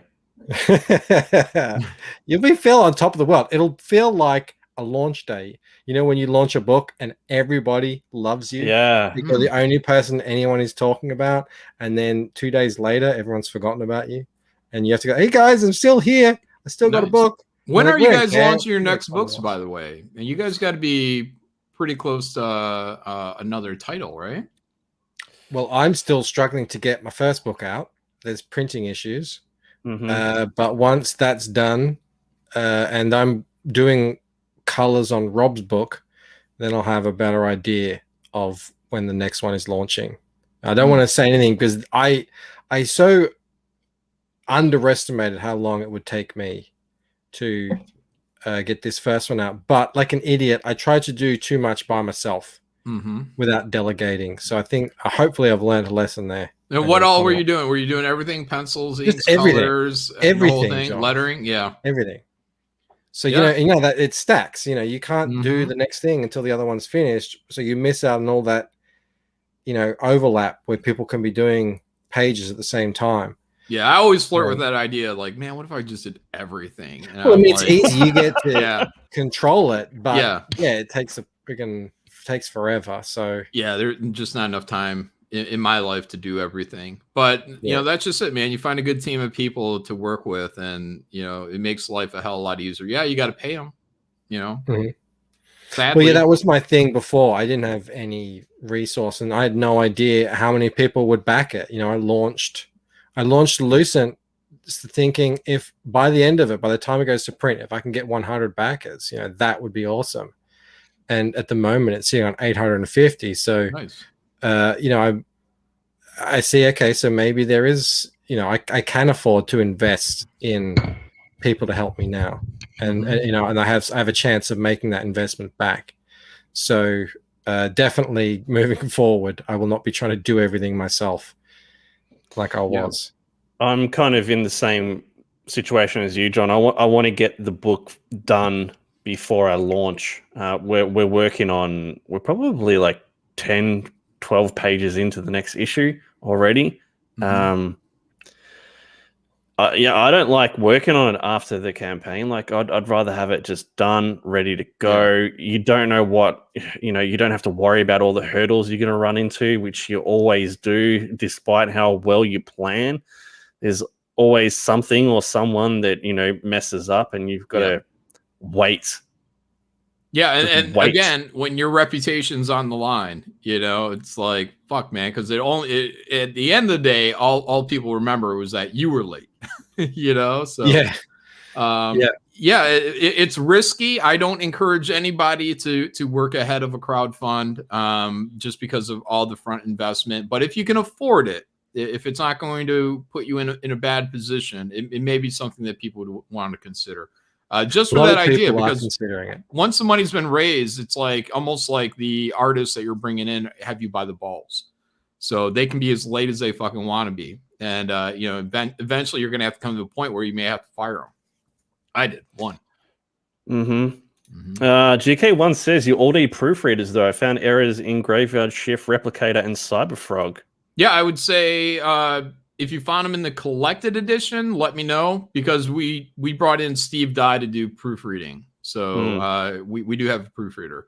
In volume 3, you guys will see he's credited in there as a proofreader. So he did a pretty good job. Got a couple things he didn't catch, but overall pretty good.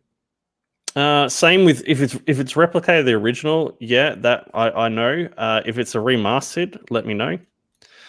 Yeah, because we're looking to make this stuff better, so be specific. Like when we come around to doing another Graveyard Shift collected edition, like I'm gonna want every time it gets reprinted, I want to be sure that we have every last thing taken care of, every little flub. So the book is just getting better as time goes by in terms of errors. So because the long-term goal of like even Graveyard Shift is that we do these collected editions, and maybe someday we collect 1 through 6, and then we have that for sale at like $25 and have that as like the one kind of complete trade for the first 6 volumes for people to get from here on out. But if that is the case, then we would want all of that lettering to be perfect, so we can just keep reprinting it into eternity, and everything's going to be great with that one file. So John asked, John, are you still running fulfillment service for other books? He's not, are you, John?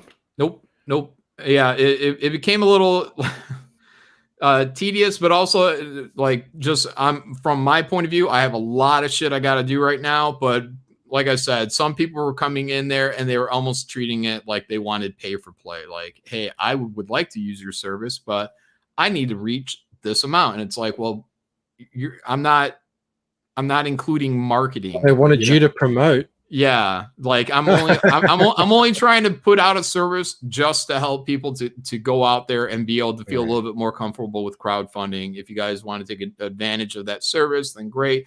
But people inquired. Only one guy ever settled in and did a fulfillment job with it, and that's Red Eyes, the Red Eyes campaign. So I don't think there's enough interest in it. People like to talk about it, but at the end of the day, it looks like people want to do their own fulfillment. So more parts. Yeah, and I talked with people as well about handling that stuff, and I'm very happy, even if it costs me a few bucks more per package, to handle it myself, because it can become a nightmare even collecting all the information and things. And plus, if you've run your campaign with all these, one person gets this, one person gets that, is there a card in this one? Is there a postcard in that one? It can become a logistical nightmare. And I prefer to just handball that off to my wife, who I don't have to pay. And she can organize all that herself there. Yeah, no, it's a lot of responsibility, because if one of those packages goes bad or something didn't happen, it goes back on the fulfillment, so I like some people even wanted me to like print their books for them. Like, I'm not offering printing services. I'm not publishing people. I'm only offering. Anyways, it became a little bit too much of just, it's not worth my time to try to help people with this. So, and people are temperamental or can be temperamental. So, let me just absolve myself of any of these issues. The plus, I know some people try to, I know you offered this as well. That's really the only way that you can get the shipping down to a really competitive rate is if you print it locally. But some countries, their shipping, their dollar is so low compared to the US dollar. Like shipping out of Brazil, for example, with Stefani Renee's book, everyone was like, "Stefani, what are you doing? You're going to go broke," because he was charging like $4 for shipping or something from Brazil to the US. But it's like, that's how much shipping costs here. We have things are so much cheaper in our country than in yours. That's what it costs, and it's way cheaper to ship from Australia to America than it is from America to Australia. So there isn't really like the biggest issue is Americans sending around the world, because that's where most of the books are coming from. That's where most of the international action is happening out of America, and that's from what I've seen, probably one of the most expensive things out of all of this is Americans shipping to the UK, shipping to Australia. It's insane. And the only way to solve that is to print it in Australia. But if you've only got 50 backers in Australia, it's not, it doesn't make any sense. Yeah, shipping's crazy. I don't really, it's not like I don't trust someone to do it to do the shipping for me. It's more that I want to make sure it's done the way I want it done. Yeah. That was pretty much me as well. It's like, yeah, there's a lot of work that goes into it, and you know, even if the person is willing to do it, if something goes wrong, what happens? Who's responsible? Yeah, and plus as well, there's also an issue of like if you go with a fulfillment service, that's a non-attached business, and they have no, and then this is what they do. So you send all your information over to them and they do it. Whereas if you're sending 2 different people in Comicsgate to do things for you, is there an issue with sending John your backer info? Like people might not like John Malin, and they might say, I don't want John Malin having my address. He's got access to my address now. So, there could be issues with that. It's probably best if everyone... I don't know if that's an issue. I think the main thing is just, people want to be able to take care of it themselves. So you say that, John, I think you underestimate the hatred out there for you. No, nobody hates me. Like I don't think I have a reputation of being distrustful. I hope I don't. No. But no, I'm like, I mean, have no. Like all those backer information, I probably already have them all. You know what I mean? So, like, there's not a lot of gain for me. Maybe if I had Ethan's backers, because then he's got 10,000 backers, whereas I've only maxed out at like 3,500 or something like that. So, yeah, but poor John. But only. Yeah, doing something like that. Well, in comparison. So, but yeah, doing something like that, it's not good business. So it doesn't, it wouldn't be done. But it doesn't matter because I'm not doing it for anybody else. So like, I'm gonna do Cecil's and then that's it. So are you doing Cecil's? Yeah, Very as cool. far as I know. So I have his flasks and his flask containers right now. So he hasn't printed any books yet. Does your wife help you like Bancroft's wife helps him, or it's all you? A little bit, yeah. My wife helps a little bit. So, I bring other people in, so other family members, whatnot, to help out. So they'll be back to do this one too. This is a good question for everyone. How many other future projects do you plan on developing? John, you're going to go first. You've got Graveyard Shift and Godlike. I probably nothing outside of these campaigns. So I could do Graveyard Shift and I could have supplemental books, or I could maybe take out the supplemental book and put in a different book in its place. Like, hey, here's something else that's kind of fits within the Graveyard Shift universe. Like that could happen, or maybe I could put in multiple books, whatever. I probably wouldn't, I think the way I'm doing campaigns right now are pretty good. Godlike, I can put out books that rotate around that universe as well. But those would be primarily outside of desperation. Like maybe something is behind and I'm like, hey, here's an opportunity for me to put this one kind of satellite book out while I'm in the middle of nowhere. So maybe I could launch something like that. But really, I think I'm prepared to call it cool at 3 campaigns a year. One in the spring, one in the summer, one in the fall. And that's it. Like, two Graveyard Shift, spring and fall, and Godlike in the summertime. So that's really about all I plan on doing campaign-wise from here on out. It doesn't mean that there won't be an exception to the rule somewhere, but even like variant cover campaigns, I'm not sure that I even want to do those beyond the one that I just did, because I'm just like, even though it's profitable, I would rather people just be getting into the next Graveyard Shift campaign or the next Godlike campaign. So it's just a question of, do I have a huge hole in my schedule? That'd probably be the only reason to do a variant campaign at this point. Every time you pop onto this show, you show us something new from Godlike. So what do you have for us today? Shit. I don't know if you guys are ready for this. I don't know if you guys are ready for this.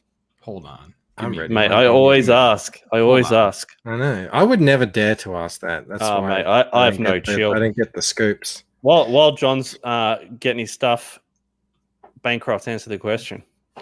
Rob, I'm a one man. I'm a one IP man. I'm very monogamous.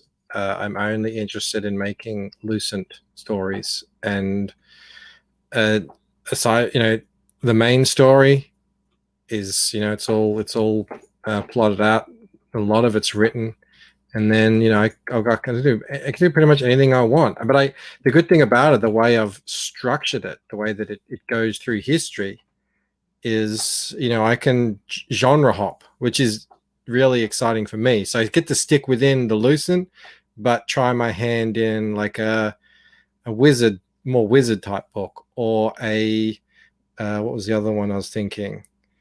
A period piece, within the IP. I'm not talking about what's it called, Downton Abbey. I'm talking about I could do a book set in the 1700s. Okay, that's what I'm saying. Do you want to explain what no chill means to George? No chill means he has no first. Is it first? No, he's always he can't just relax. He's always got to be pushing and pushing and pushing. I think that's a really bad way of explaining it. Terrible explanation. Even I would have done a better explanation. Can't you explain it? It's kind of like I have no hesitation in asking a question that possibly John doesn't want to answer. That is no chill. These are not finished colors. These are color guides that I'm doing to semi-colorists so they understand kind of what I'm going for. But there's some fresh line art under here for you guys to check out. Oh, sick. Cool. Yeah, wicked. Yeah. Have you announced who the colorist is? Do we know that?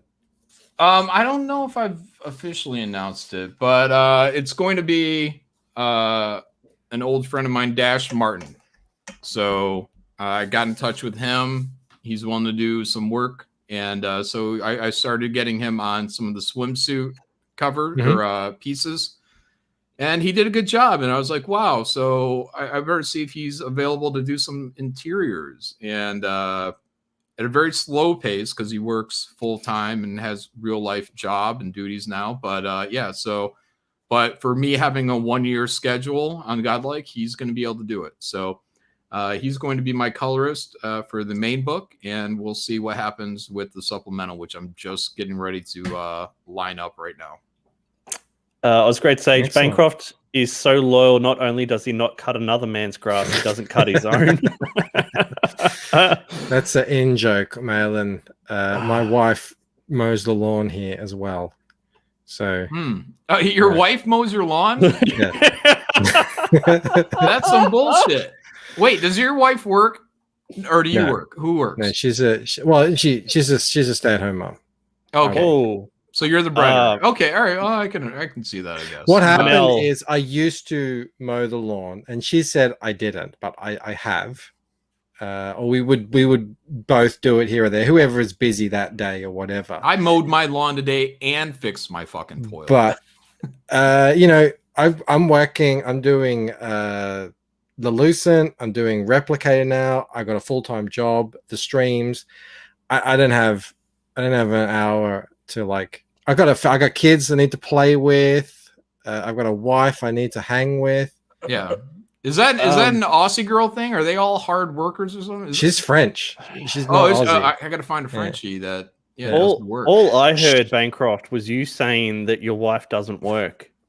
That her job of looking after the kids is not work. I said I said very quickly. Play the tape back, mate. She's a stay-at-home mom. John meant, does she go out to a job? Now she has a job. It's a part-time job that she can do from home. Lock the back door, Mel. He's not getting this night. She has locked me out before, John. I've been in here streaming and she's locked me out. It has happened. Oh, that's rough. Damn, she's in here defending herself against her husband. It's terrible. Oh, well. It went bad real quick, didn't it? I knew what she knows what I mean. I got all I need in here. I've got whiskey. I've got a heater. Wait, is she locked out right now? It says all good, locked out. She's locked out of your house, and you're no. She's locked me out. So I'm in the cottage, which is outside. It's a separate. Oh, wow! You and Anna got the same thing going on. You guys stream from your sheds. Gotcha. Yeah. Wait, cottage? Or is it a cottage or a shed? It's a cottage. Fucking shit. It's a cottage. Look at it. Hang on. There's a door. There's an air conditioner. Oh yeah, it's definitely a there's a cottage. It roof. has a door. Wait, no, well, if there's no if there's no barn doors that kind of open, it's a cottage, I guess. It's a trust me, it's a cottage. It's got a veranda. It's got a porch. It's got a bit that overhangs. Okay, all right. Mate, are you gonna freeze to death in there tonight? Because it's not warm. I've got. Oh, this. you guys are in your winter time. You guys get snow or what? No, we don't get snow. Well, we got snow in in the hills. We got 80 centimeters of snow in the mountains today, but no one can go to it because we're locked down.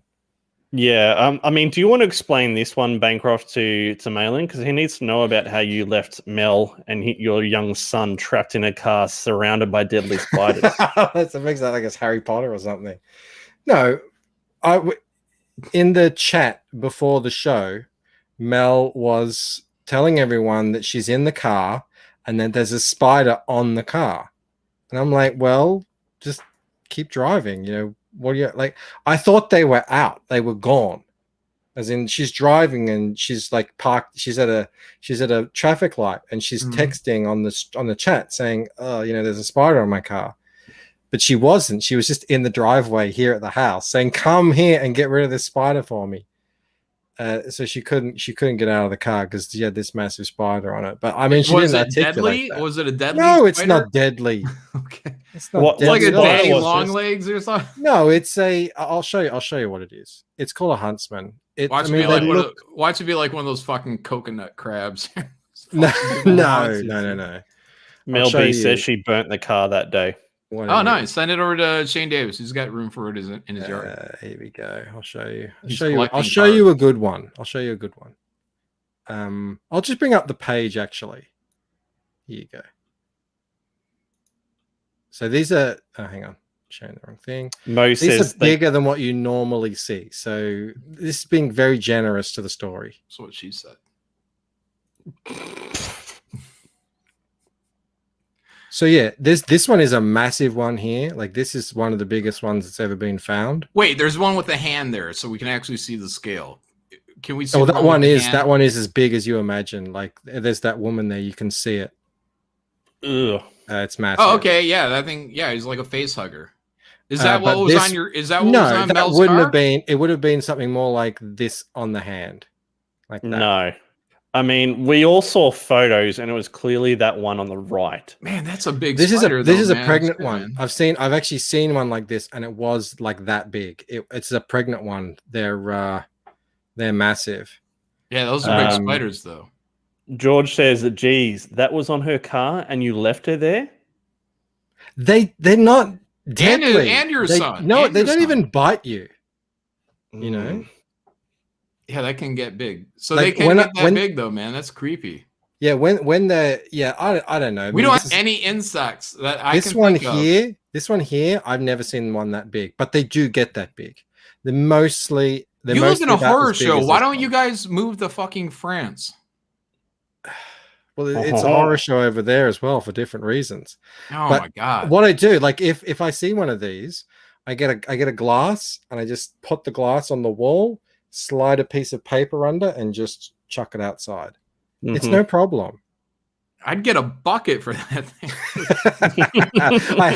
There have been ones that are too big for a glass. I've had to get a vase. Yeah, we don't have any arachnids or insects at all near that size anywhere around me. I don't know if in the States at all. Maybe out in the desert area. Yeah, you maybe guys have Arizona or something. tarantulas in Yeah, Arizona. maybe out there. Yeah, so I don't know. Is that more South America though? A tarantula? I don't know if many tarantulas. No, maybe in Texas. Maybe My I don't friend know. was in Nevada, and there was the tarantula in a driveway, and he Okay. showed me a photo of it, and it was pretty massive. Yeah, and alligators. Like that's like the worst thing, and that's pretty much in Florida and in a few of the states around that area. So, but yeah, none of that shit is around me. Thank God.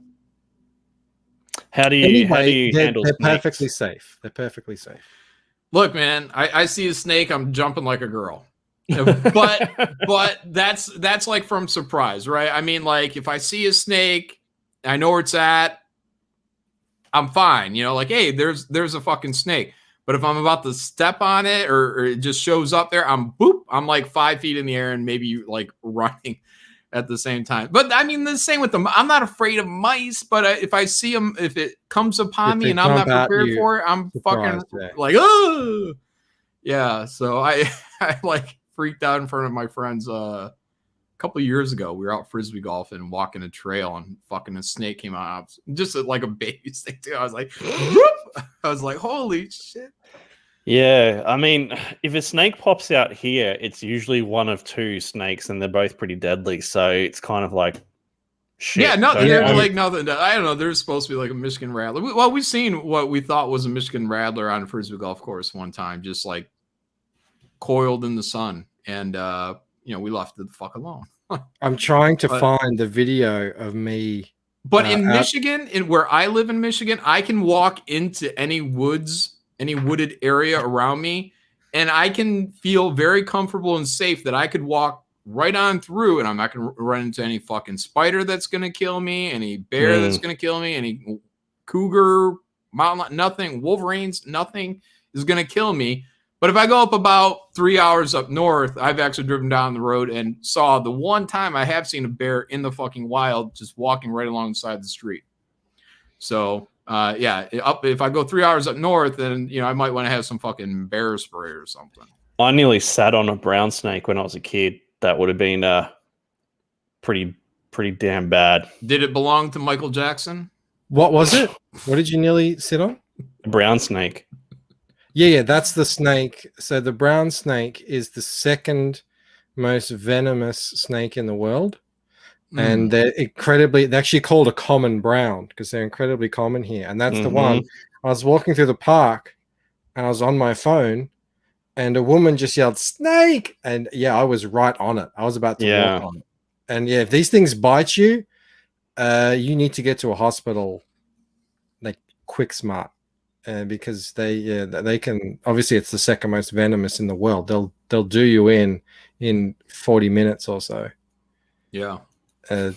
So yeah, I try not to go on my phone now when I walk through the park. Yeah, we have coyotes around my part. That's about it. Coyotes are out there. You see, we don't have anything like that. They all got hunted into I don't know, out in the outback. We've got the dingoes. Yeah, but you guys live in like the death, like everything around you is dead or dying. Like we live in lush green. There's forests around us. Maybe Rob. So, I live in a very green area. I mean, there's not that much. It's all right. Yeah, it's all artificial. They're pumping it up from an aquifer or something. No, it's all on the East Coast, mostly in Victoria. You don't live here. South Wales. You don't live here. You live somewhere else, and you fly in. Hey, I walk outside. The grass is brown. It's all dried out. My grass is very, very green. It's been raining nonstop. It's the winter. What are you going on about? Rob, he walks outside. How far apart are you guys from each other? It's like I reckon about 3,000 miles because he's 40-minute drive or something. What? Wait, how long of a drive? 40 minutes. You're only 40 minutes apart? I think so. Maybe an hour. Why do you say 3,000 miles? Because he doesn't live in the same place I do. He's got green grass. He's got comic stores that have all the Marvel and DC stuff when he was a kid. Oh, are you at a higher elevation? No, it's all pretty flat. Yeah. Yeah, there it is. Yeah, fuck that. Yeah, don't get bitten by that thing. Yeah, don't get bitten by that one. I don't want to get bitten. We also have the jellyfish. They'll kill you. The octopus, box jellyfish, box jellyfish, the blue-ringed octopus, the stonefish, The stonefish is no joke. That's meant to be one of the worst ones. Yeah, see, you guys can't even run into the fucking ocean to escape because you got jellyfish up your and all the tourists do. The tourists do because you go to a beach up in North Queensland, half of the year they're taped off by the police, and you can't miss it. You cannot miss the warning signs. It's everywhere because if you go in the water, you will die. That's how bad it gets up there. The tourists ignore that because they think, they're just right, mate. It's over no joke. Exaggerating. Yeah, they're down at Phillip Island, which is south of here. there's a surf beach called Cape Woolamai, right? And it is so messed up and dangerous that the surfers won't even surf there, right? The people are experienced. I drove past, had a look. There was an Asian family swimming in there, and I'm like, Yeah, you these just rips will left just them? You take left you. them? The rips will just take you and drag you out to sea, and you'll never be seen of again. Rob's the guy that sees fucking like Jason Voorhees approaching the campers, and he's just like, not my business. That sucks to be them. oh my gosh. Yeah, the German tourists get eaten by crocodiles up in the Northern Territory. That's what I was going to ask. Do the crocs they? go in salt water? Like, can they go?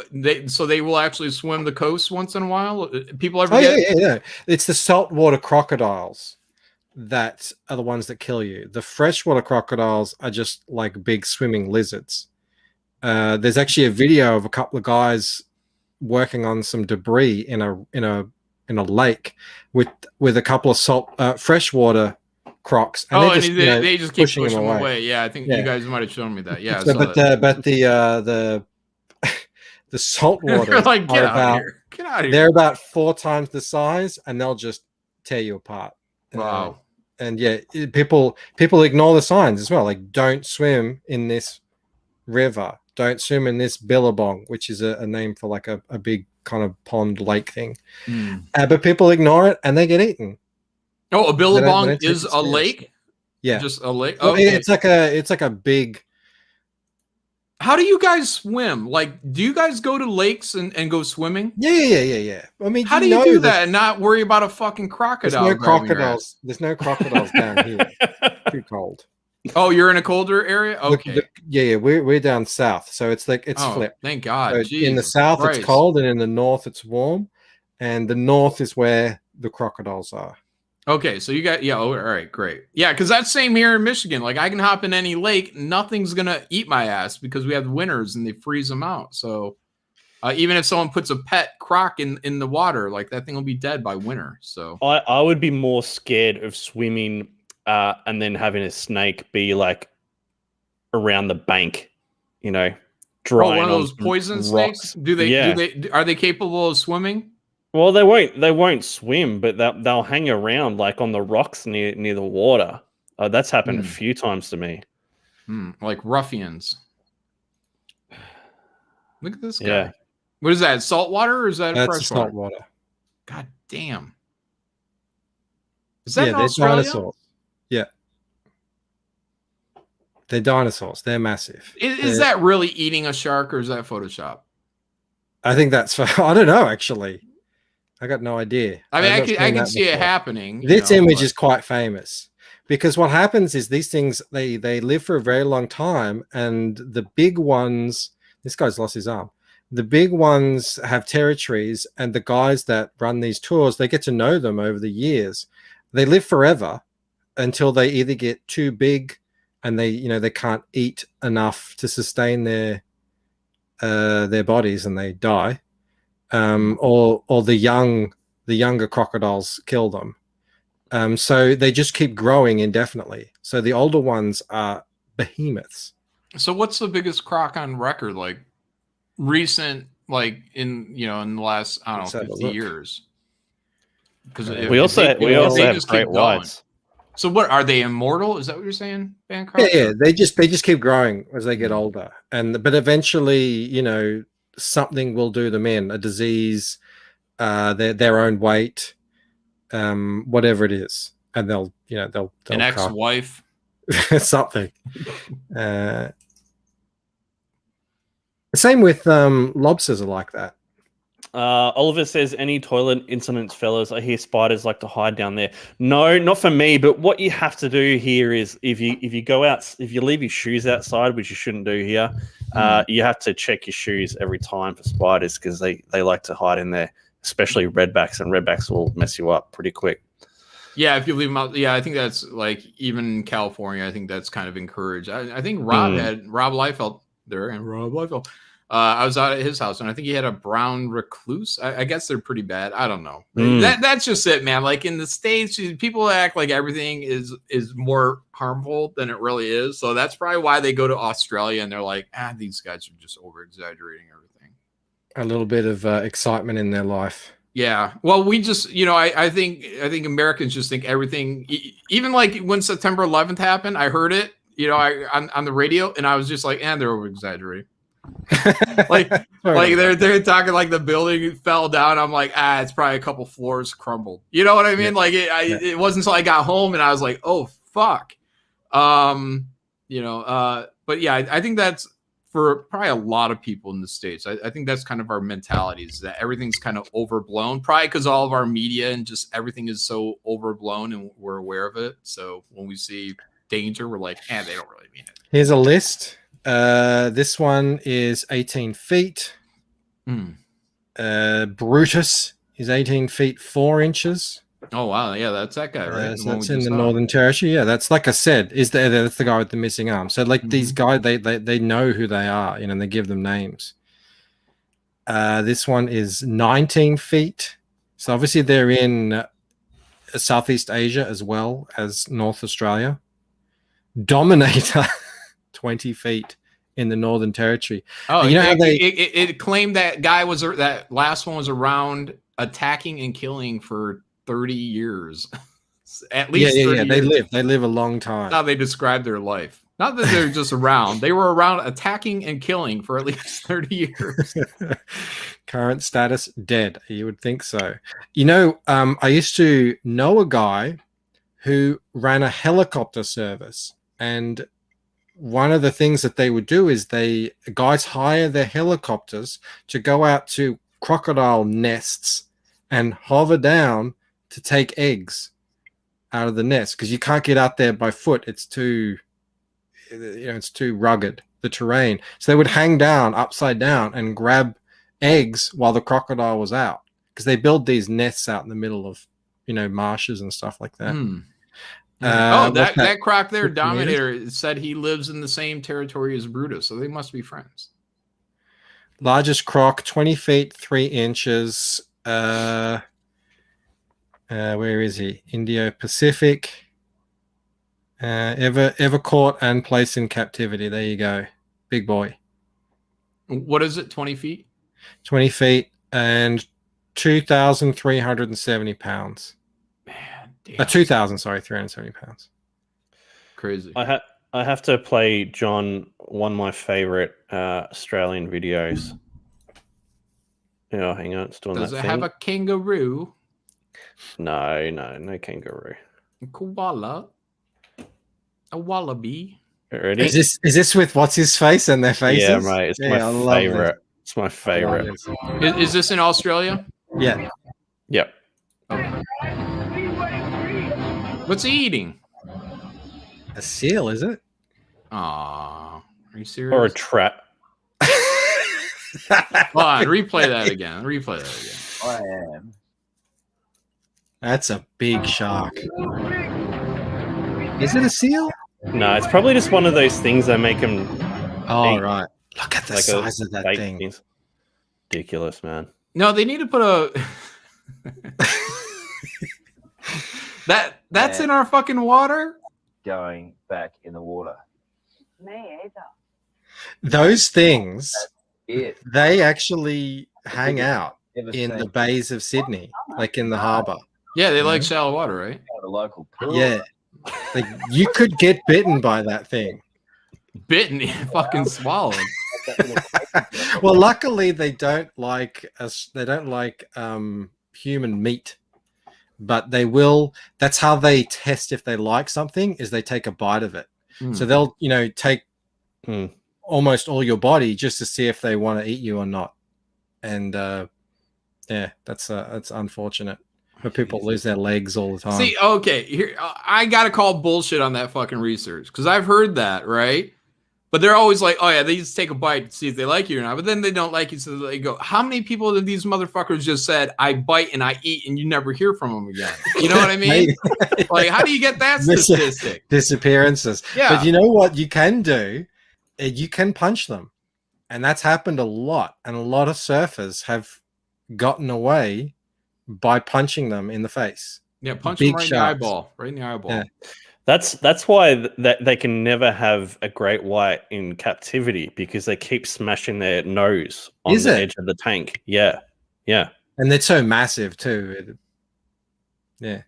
That's the one thing. You can never see a great white at an aquarium or anything like that. Anton says John is right. The data is very one-sided. Yeah, most people survive. flaw. Yeah, it's Yeah. just a taste. They just want a taste. That's all they want. Bullshit. Yeah. See how many people are missing in fucking Australia. Chris says seal decoy. Yeah, that's what it is. It's a seal decoy. Great artist too, by the way. A lot of people, I guarantee you, they get drunk in Australia. They hop in the water. They never come back, and they're just reported missing. That's our prime minister did that. Yep. Oh, Yep. really? Yeah. Jesus. Yeah. Never saw him again. Oh, fuck. Fucking sharks. Kill them all, man. Look, I might sound prejudiced, but yeah, I feel like if we killed off every shark in the ocean, the fucking whales, and like, they'd thank us. They'd say thank you. Those things are fucking terrifying. You know what? A no joke. Orcas. Those things. They're the real deal. They're like, Well, now we're going down the slippery slope. First we kill the sharks, then we kill the orcas. Then you know what? Then Rob's gonna be like, well, you know what's really bad now? These fucking gray whales. These motherfuckers are terrifying all these smaller fish. Just get rid of these fuckers. GK1 Australia. Come for the surfing, stay for the shark boxing. And kangaroo boxing as well. That's a thing too. Yeah, so one guy punched that fucking kangaroo. Got what he deserved. Fucking How many dog. Asian tourists could have been saved if Rob had warned them? Well, a whole family apparently. Yeah, that whole family could have been wiped out and not been added to the single bite statistic, all because of fucking Rob. Yeah, because if you don't know what a rip is at the beach, these things. Is that what it is? It's rip currents going on in that area? They just suck you out and then you're gone. I thought it was just like rocks and sharks. You wouldn't even warn them about the rip current, Rob? Jesus Christ. Yeah. Hey, get out of there. It's a fucking rippy. There's a shark too. And watch out for that jellyfish and the stone. When you're coming back on the shore, watch out for the stonefish too. Yeah. Man. How far are you guys from what's in north? Is North Sydney then? No. So Melbourne and Sydney, Sydney's higher up, about 800 kilometers. I don't know what from where you are. Yeah, from where we are in Melbourne. You're in Melbourne. Okay, we're both in Melbourne, and that's so. Sydney is a little bit up, but it's still kind of a little bit up. That's 800 miles. It's a little. That's a lot more than a little bit. It's 800 miles. That's like it's like a couple countries in Europe. There's only 7 cities in. Yeah, that's true. You drive 3 or 4 countries by the time you get to the next city, but they're all southeast. And now, what's that trip like though? When you're going from Melbourne to Sydney, is it like one highway for all that traffic and small there is another highway, but it's very slow. It winds around a lot. It's a lot of small towns. The highway, if you just want to take the trip normally and the shortest possible route, is you leave Melbourne. There's very few, if any, kind of towns in between. There's obviously Canberra's another city, but you don't have to go through Canberra. But yeah, it's just empty plains of nothing. Wow. See, I always thought Sydney was like where that Darwin is. Oh no, that's tropical up there. That's the one that got bombed by the Japanese in World War II. Oh, okay. Like, all right. So where do the killer crocs and sharks start at? Sydney? So basically, the sharks are everywhere. Basically, the sharks are everywhere the sharks are everywhere. Yeah. Okay, the crocs. All around. Where are the crocs? So Rob, on the right, you're looking at about I'd say probably Mackay on the right there and up, and then all around to probably I'm not actually sure in Western Australia. Actually, well, that's all right. So that's a significant distance away from you guys for any crocs. Oh yeah. There's no crocs here. All right, so you don't have to worry about that. You just got to worry about the fucking spiders and snakes and shit. Yeah. What was it like playing as a Rockhampton. kid? Did you guys run through fields or anything? Like, I did, yeah, we did. We were kids back in the day. Like it was the same in Australia as it was in America, where parents didn't care. It was just like the luck of the draw. You rolled the dice with your kids. Yeah. I remember we would spend a whole day playing in a massive field of tall grass. No. It was 6 feet tall. Look here, fuck No. no. Fuck no.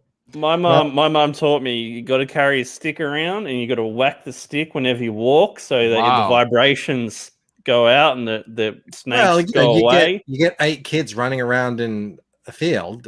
That's vibrations enough. I guess. But you see, John. So there's how many cities you got here? 1, 2, 3, 4, 5, 6, 7, 8 cities, and if you count Darwin as a city, everything it's else not that big. Not really. Is that what I you're guess it would be. It is a small city. Everything else that you see here are more towns, but like come in from the edge. You don't have to go far from the coast on any place on this map, and you're in a desert. Yeah, it's crazy. An And how long endless is the red desert desert. here? Wait, what about It's Alice massive. Springs? That doesn't sound like a desert. It sounds like a nice wet place. Alice Springs. There's that's where Uluru is, Ayers Rock, the giant rock. No, I don't know. What are you talking about? It's the that largest giant- rock in the world. Oh, a giant rock. We got the biggest rock in the world. It's pretty big. Don't Let they me call find those it. mountains? It is it's- kind of like a mountain. It's like a big flat rock. Oh, a plateau? It's but it's separate. It's just sitting on Yeah. a thing. Oh, you mean it could be lifted up or something? No, it can't be. It's, No, I mean like it's if that- a giant came by, like what do you mean separate? It's not. Separate. It's not a mountain. It's not like the. It's not It is a connected separate to thing. So Okay. it's probably got there by some sort of ancient glacier or something like that, or God. or God. Yeah. It kind of Well, just to the it sits there by Aborigines, yeah. itself. I mean, there's What do the Aborigines say? Tell me about that black magic. hold I'm on. not saying that because they're dark. Dreamtime story of Uluru. All right, I'll tell you. their John, explanation. right? This is where we are. We're in Melbourne. Mm-hmm. And Melbourne is probably the second largest city, and then Sydney is the largest city. But for some reason, this is our capital, and hardly anyone lives there. It's Oh, because, right. not for some reason. It's because no one could decide whether to Mm. put it in Sydney or Melbourne. Wait, like that's your like Washington D.C. Like Yes. Okay, yes. you guys have. Do you have states in Australia? Yes. Like, Yeah. All these different colors. Are the different Queensland, states. Northern Territory. Is that a state when it's called Northern Territory? No, that's a territory. So so Queensland, South confusing. Australia, Western Australia, Victoria, New South Wales, and Tasmania are all territories. Are all states. The Northern Territory and the Australian Capital Territory, which is where Canberra is, are the territories. How many states are there in Australia? What's that? 6, 7? 1, Oh, 2, okay. 3, All right. 4, 5, 6, and then 2 territories. I think there are other territories. They're like principalities. Did why did you Torres guys Strait, did stuff the like that. states ever war with each other? Were you guys ever killing each other like for territory? No. Yeah, there's a lot. Australia of was federated in 1901, I believe. We just did horrible things to the Aboriginals. That's all. Yeah. See that island down the bottom, Tasmania. Uh-huh. There used to be Aborigines on there. There aren't anymore. Oh, why Like, they wanted to be wiped out. part of the mainland? No. What Unfortunately, not. why are you guys just willy nilly and wiping people out? Why? What happened? It wasn't us. It was people in the past. No. Okay, you're right. Why were your ancestors just willy nilly and Well, wiping actually, people out? when Were the Aborigines aggressive? No, they weren't actually. When the English came, they made treaties with the local Aborigines, Mhm. and it actually went quite well for a time. I don't want to say this is like exactly how it happened because I can't remember for sure, but I do believe that the Aborigines' idea of land and ownership Oh God, did not match at all Yeah. with The the same British. crap they pulled on us. Yeah. So they started asking for their stuff back, and then Yeah. it Oh all wow. escalated. That's where our expression Indian giver comes from. Oh, there you Because go. because we bought it and then they wanted it back. Like There you go. no, No, and I and that's what I like because that's what I feel like happens. Like this, everyone's an infant. Everyone's like a dumb infant. You know what I mean? Like, don't tell me that Native Americans or even Aborigines don't understand territory. Any tribal area understands we want part of your territory. Like they get it. They may not Oh understand. yeah, no, state, there are thousands of tribes, warring tribes. Yeah, they may not understand what a state is, but they understand what it means when you want their territory. So when they saw it like that, I don't know, man. I think that's something that happened where people start looking back in the past. Yeah, that's why I don't want anyone like, quoting me on it. I don't quite know. I can't quite remember. I'm trying to find the dream. The dream time. Bancroft said they drew first blood. That's all I heard. Well, they were living alongside each other for a while, and it was I believe it was reasonably peaceful. And then things. Well, they'll say it was. Look, I mean, if you come to the States, people will say Native Americans were just fucking smoking weed and everything was kumbaya fucking ya until the white guy came, because that's just what we fucking say. It's not true. They were fucking raping and pillaging each other. It was fucking a madhouse, as any other tribal society would have had in the past. I don't know if there would have been warriors, but I don't think it was quite to the extent as what was going on in America. There's certainly tribes, and there was certainly messed up stuff going on, as you would imagine. Their culture is 60,000 years old. And I think it remained pretty unchanged for that entire time. So there was obviously, by our standards, some pretty messed up stuff going on, but I don't think it was quite like the Apaches and the Sioux and all that, like taking scalps or anything like that. I don't know, but I'm trying to find this story, because there's all kinds of when you're a kid, you read like the Dreamtime stories of how the kookaburra got its laugh or whatever. But there's a how the what got a laugh? What? I'm looking at a photo of 8 severely overweight naked Aboriginal women sitting at the base of Uluru. I don't think I'm going to show that. I can't find it. I'll find you a kookaburra laughing though. What's a kookaburra? Kookaburra. Americans have a problem with pronouncing kookaburra. I don't know why. Burra? Say it slow. Kuka. I got that. Kookaburra. Kookaburra. Okay, what's a kookaburra? Sort of. Is it a bird? Right. It's a bird, yeah. Okay. All right, I got it. George knows his kookaburra songs. Very good, George. Kookaburra sits in the old gum tree. What the fuck is a gum tree? A gum tree is a eucalyptus tree. That's the native tree of Australia. That's what the koalas eat. Eucalyptus. Oh shit. Sorry, I gotta skip through the ad here. I'm not show it yet. Here we go. All right, are you ready for the what are they called? The dulcet tones of the Australian kookaburra. How deadly is a kookaburra? Kookaburras are very nice, and if you can see one out in the wild, the last one I saw was a couple of years ago. It's pretty special. There you go. All right. Oh, hang on. I'm not going to do that because I can't see. Okay, anything. so this laugh is kind of special to Bancroft, so we're going to keep that in mind. This fucking loony ass Australian bird. All right.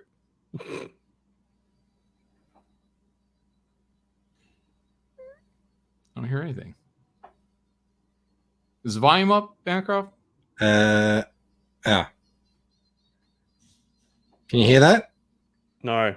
No, did not share the audio. Oh, I'm an idiot. Okay, sorry. My bad. I've never done this before. You can tell. All right. That was. Wait, you've been streaming all this time and you've never shared a video's audio before? Jesus Christ. I'm joking. All right, here we go. Play it again. Ready? Yeah. Mm-hmm.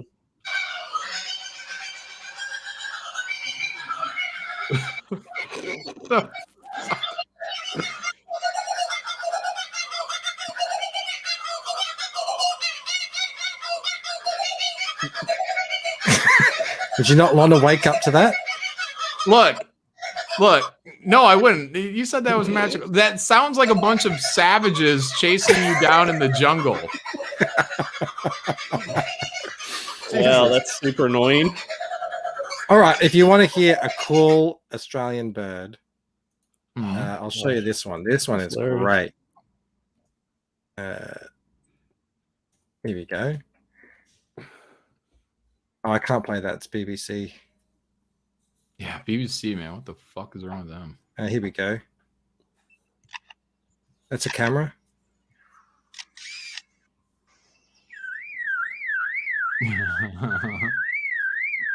And that's a car alarm. Oh, that's still BBC. Hopefully they won't get me. Let's just pause it and. Yeah, careful, man, because they came after me for a GIF. All right, I'll just do this one. I'll just do this one.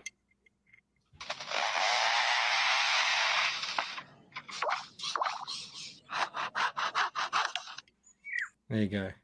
Crazy. It just imitates whatever. So you go to a zoo with one of these things, and now it's, you know, ringtones and all sorts of stuff. That's in Australia too. That lyrebird. Oh, yeah. John, I have to show you the sound of a possum. So okay, well, we have possums. I've never heard of possum though. I didn't know that. Our possums are super cute. They're a different imagine you're out by yourself late at night and you hear this noise. Okay. Okay. Yeah, he's Did you share audio? Our possums look like deformed rats, like from a nightmare.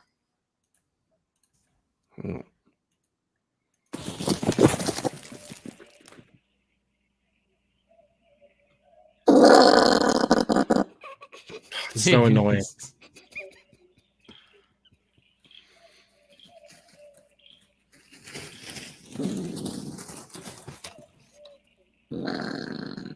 It's easy to see why Australia is like a place of romance. Yeah, I've got an even better one, Rob. This is koala mating call. Have you heard the call of the kookaburra? Come here, the mating call of the koala. Right. John didn't sign up for this. Well, he's gonna get it. It's incredible. We've got koalas mating. I've heard this in the middle of the night out camping, right against my tent. I thought it was like holy shit, a demon. You guys got to leave this country, man. Oh, they stopped. They're like, "Hey, you disturbing us?" Oh, look at them.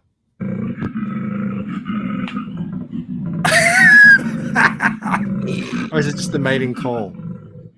He's trying to advertise that he's DTF. There you go.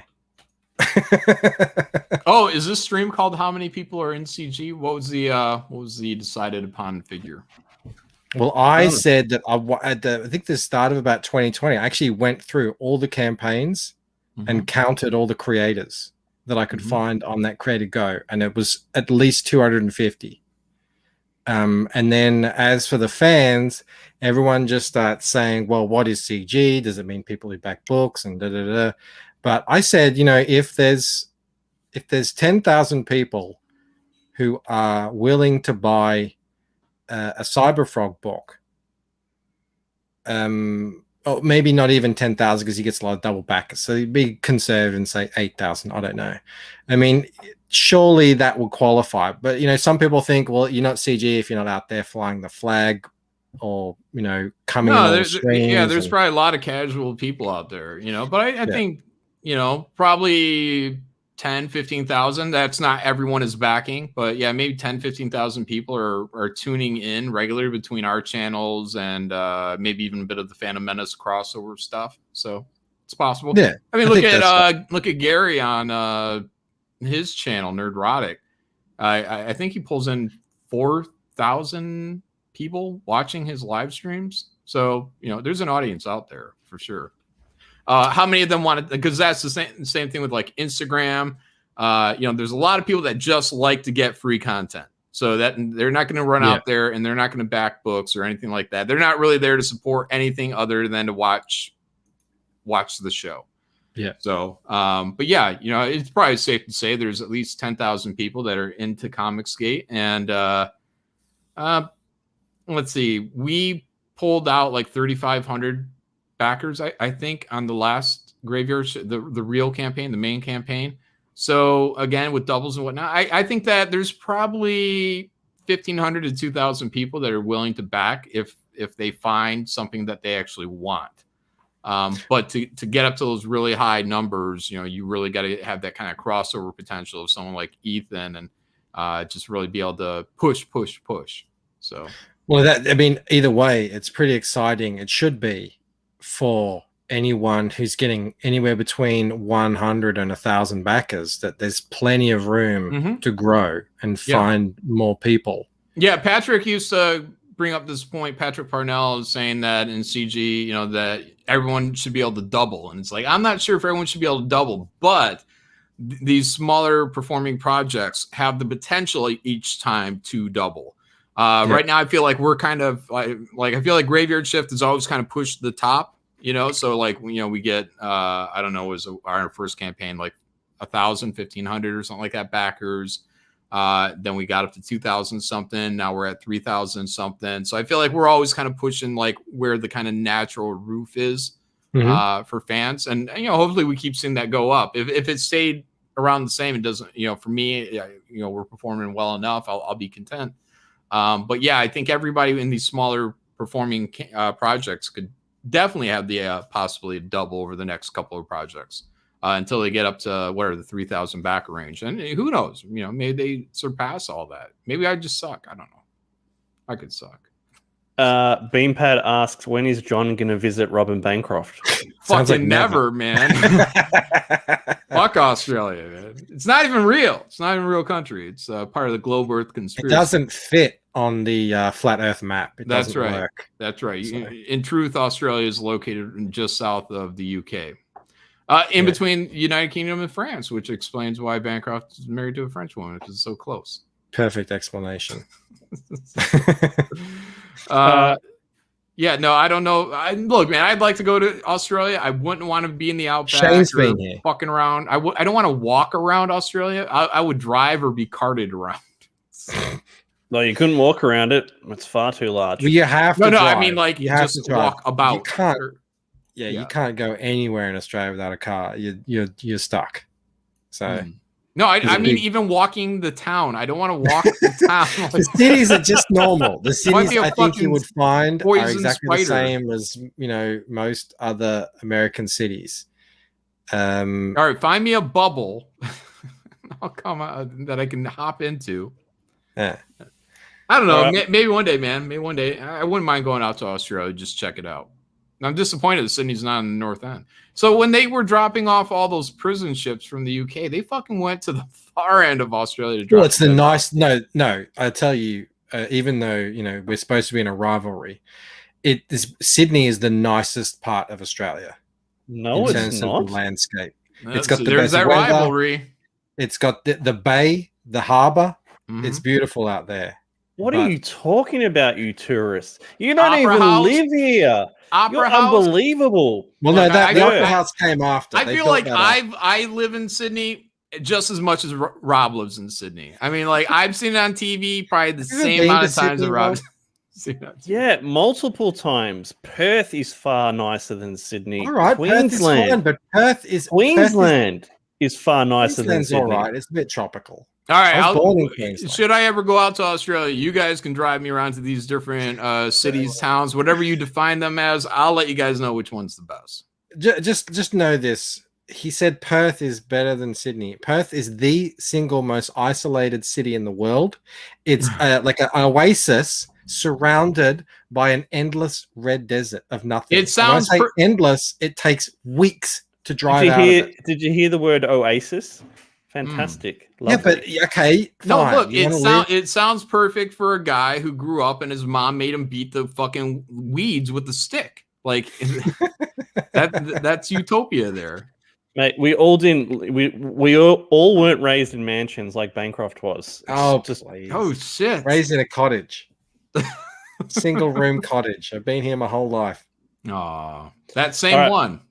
We're gonna have to wrap it up because it's dinner time for us now, Bancroft. We've got to get some tucker. Yeah. Yep, my wife's up, so perfect timing. All right, thanks, John, for popping on. Pleasure. Thank you, everyone in chat again. You guys are awesome. Make sure you hit like and subscribe. Sign up to Godlike. One of the mods chuck the link in there for us, please. Back the Lucent. Link is in the description, and back Replicator if you haven't already. Sorry. Back to how many people are in CG. I can tell you we have at least 2,000. I have 2,000 people signed up on there right now. So sick. There you go. Awesome. And hopefully it'll be 3 by the time you launch. No, it won't be that fun. I think Graveyard Shift maxed. I think actually we might have beat the signups for Graveyard Shift right now. So we're almost at 2,100, and I think Graveyard Shift was just below 2,100. So I mean we're like right there. So cool. Mm-hmm. Yep. Awesome. Final words, John? Anything? I think I'm hosting Jack Show tonight. So wicked. 11 p.m. my channel, guys. Check it out. Awesome. Bancroft? Yeah, we've got John from Beyond on the show. I guess it's tonight now for the US. Tomorrow for me. And then the following day, Friday night, Ethan will be coming on. I can't believe we forgot to talk about this. What? Ethan's coming on your show. Ethan's coming on. 2 years in the making. Yeah. It's going to be. It might be my biggest show ever. We'll see. It's going to be fun. For sure. Yeah. Toys absolutely. and keep them in the back room waiting. I want to. Yes, are you going to do it? Are you going to do it? I'm going to say and when you're thanking everyone individually for showing up in the chat, just do twice as many. Oh. And then I can joke about how I'm gatekeeping Ethan again. That's going to go over great. Yeah, it's going to be good. First and last appearance by Ethan Van Sciver. Check it out, guys. It'll be on Bancroft's channel. Oh, that's great. Everyone, thank you, chat, again. You guys are great. We'll see you next time. See you guys. Hey-o.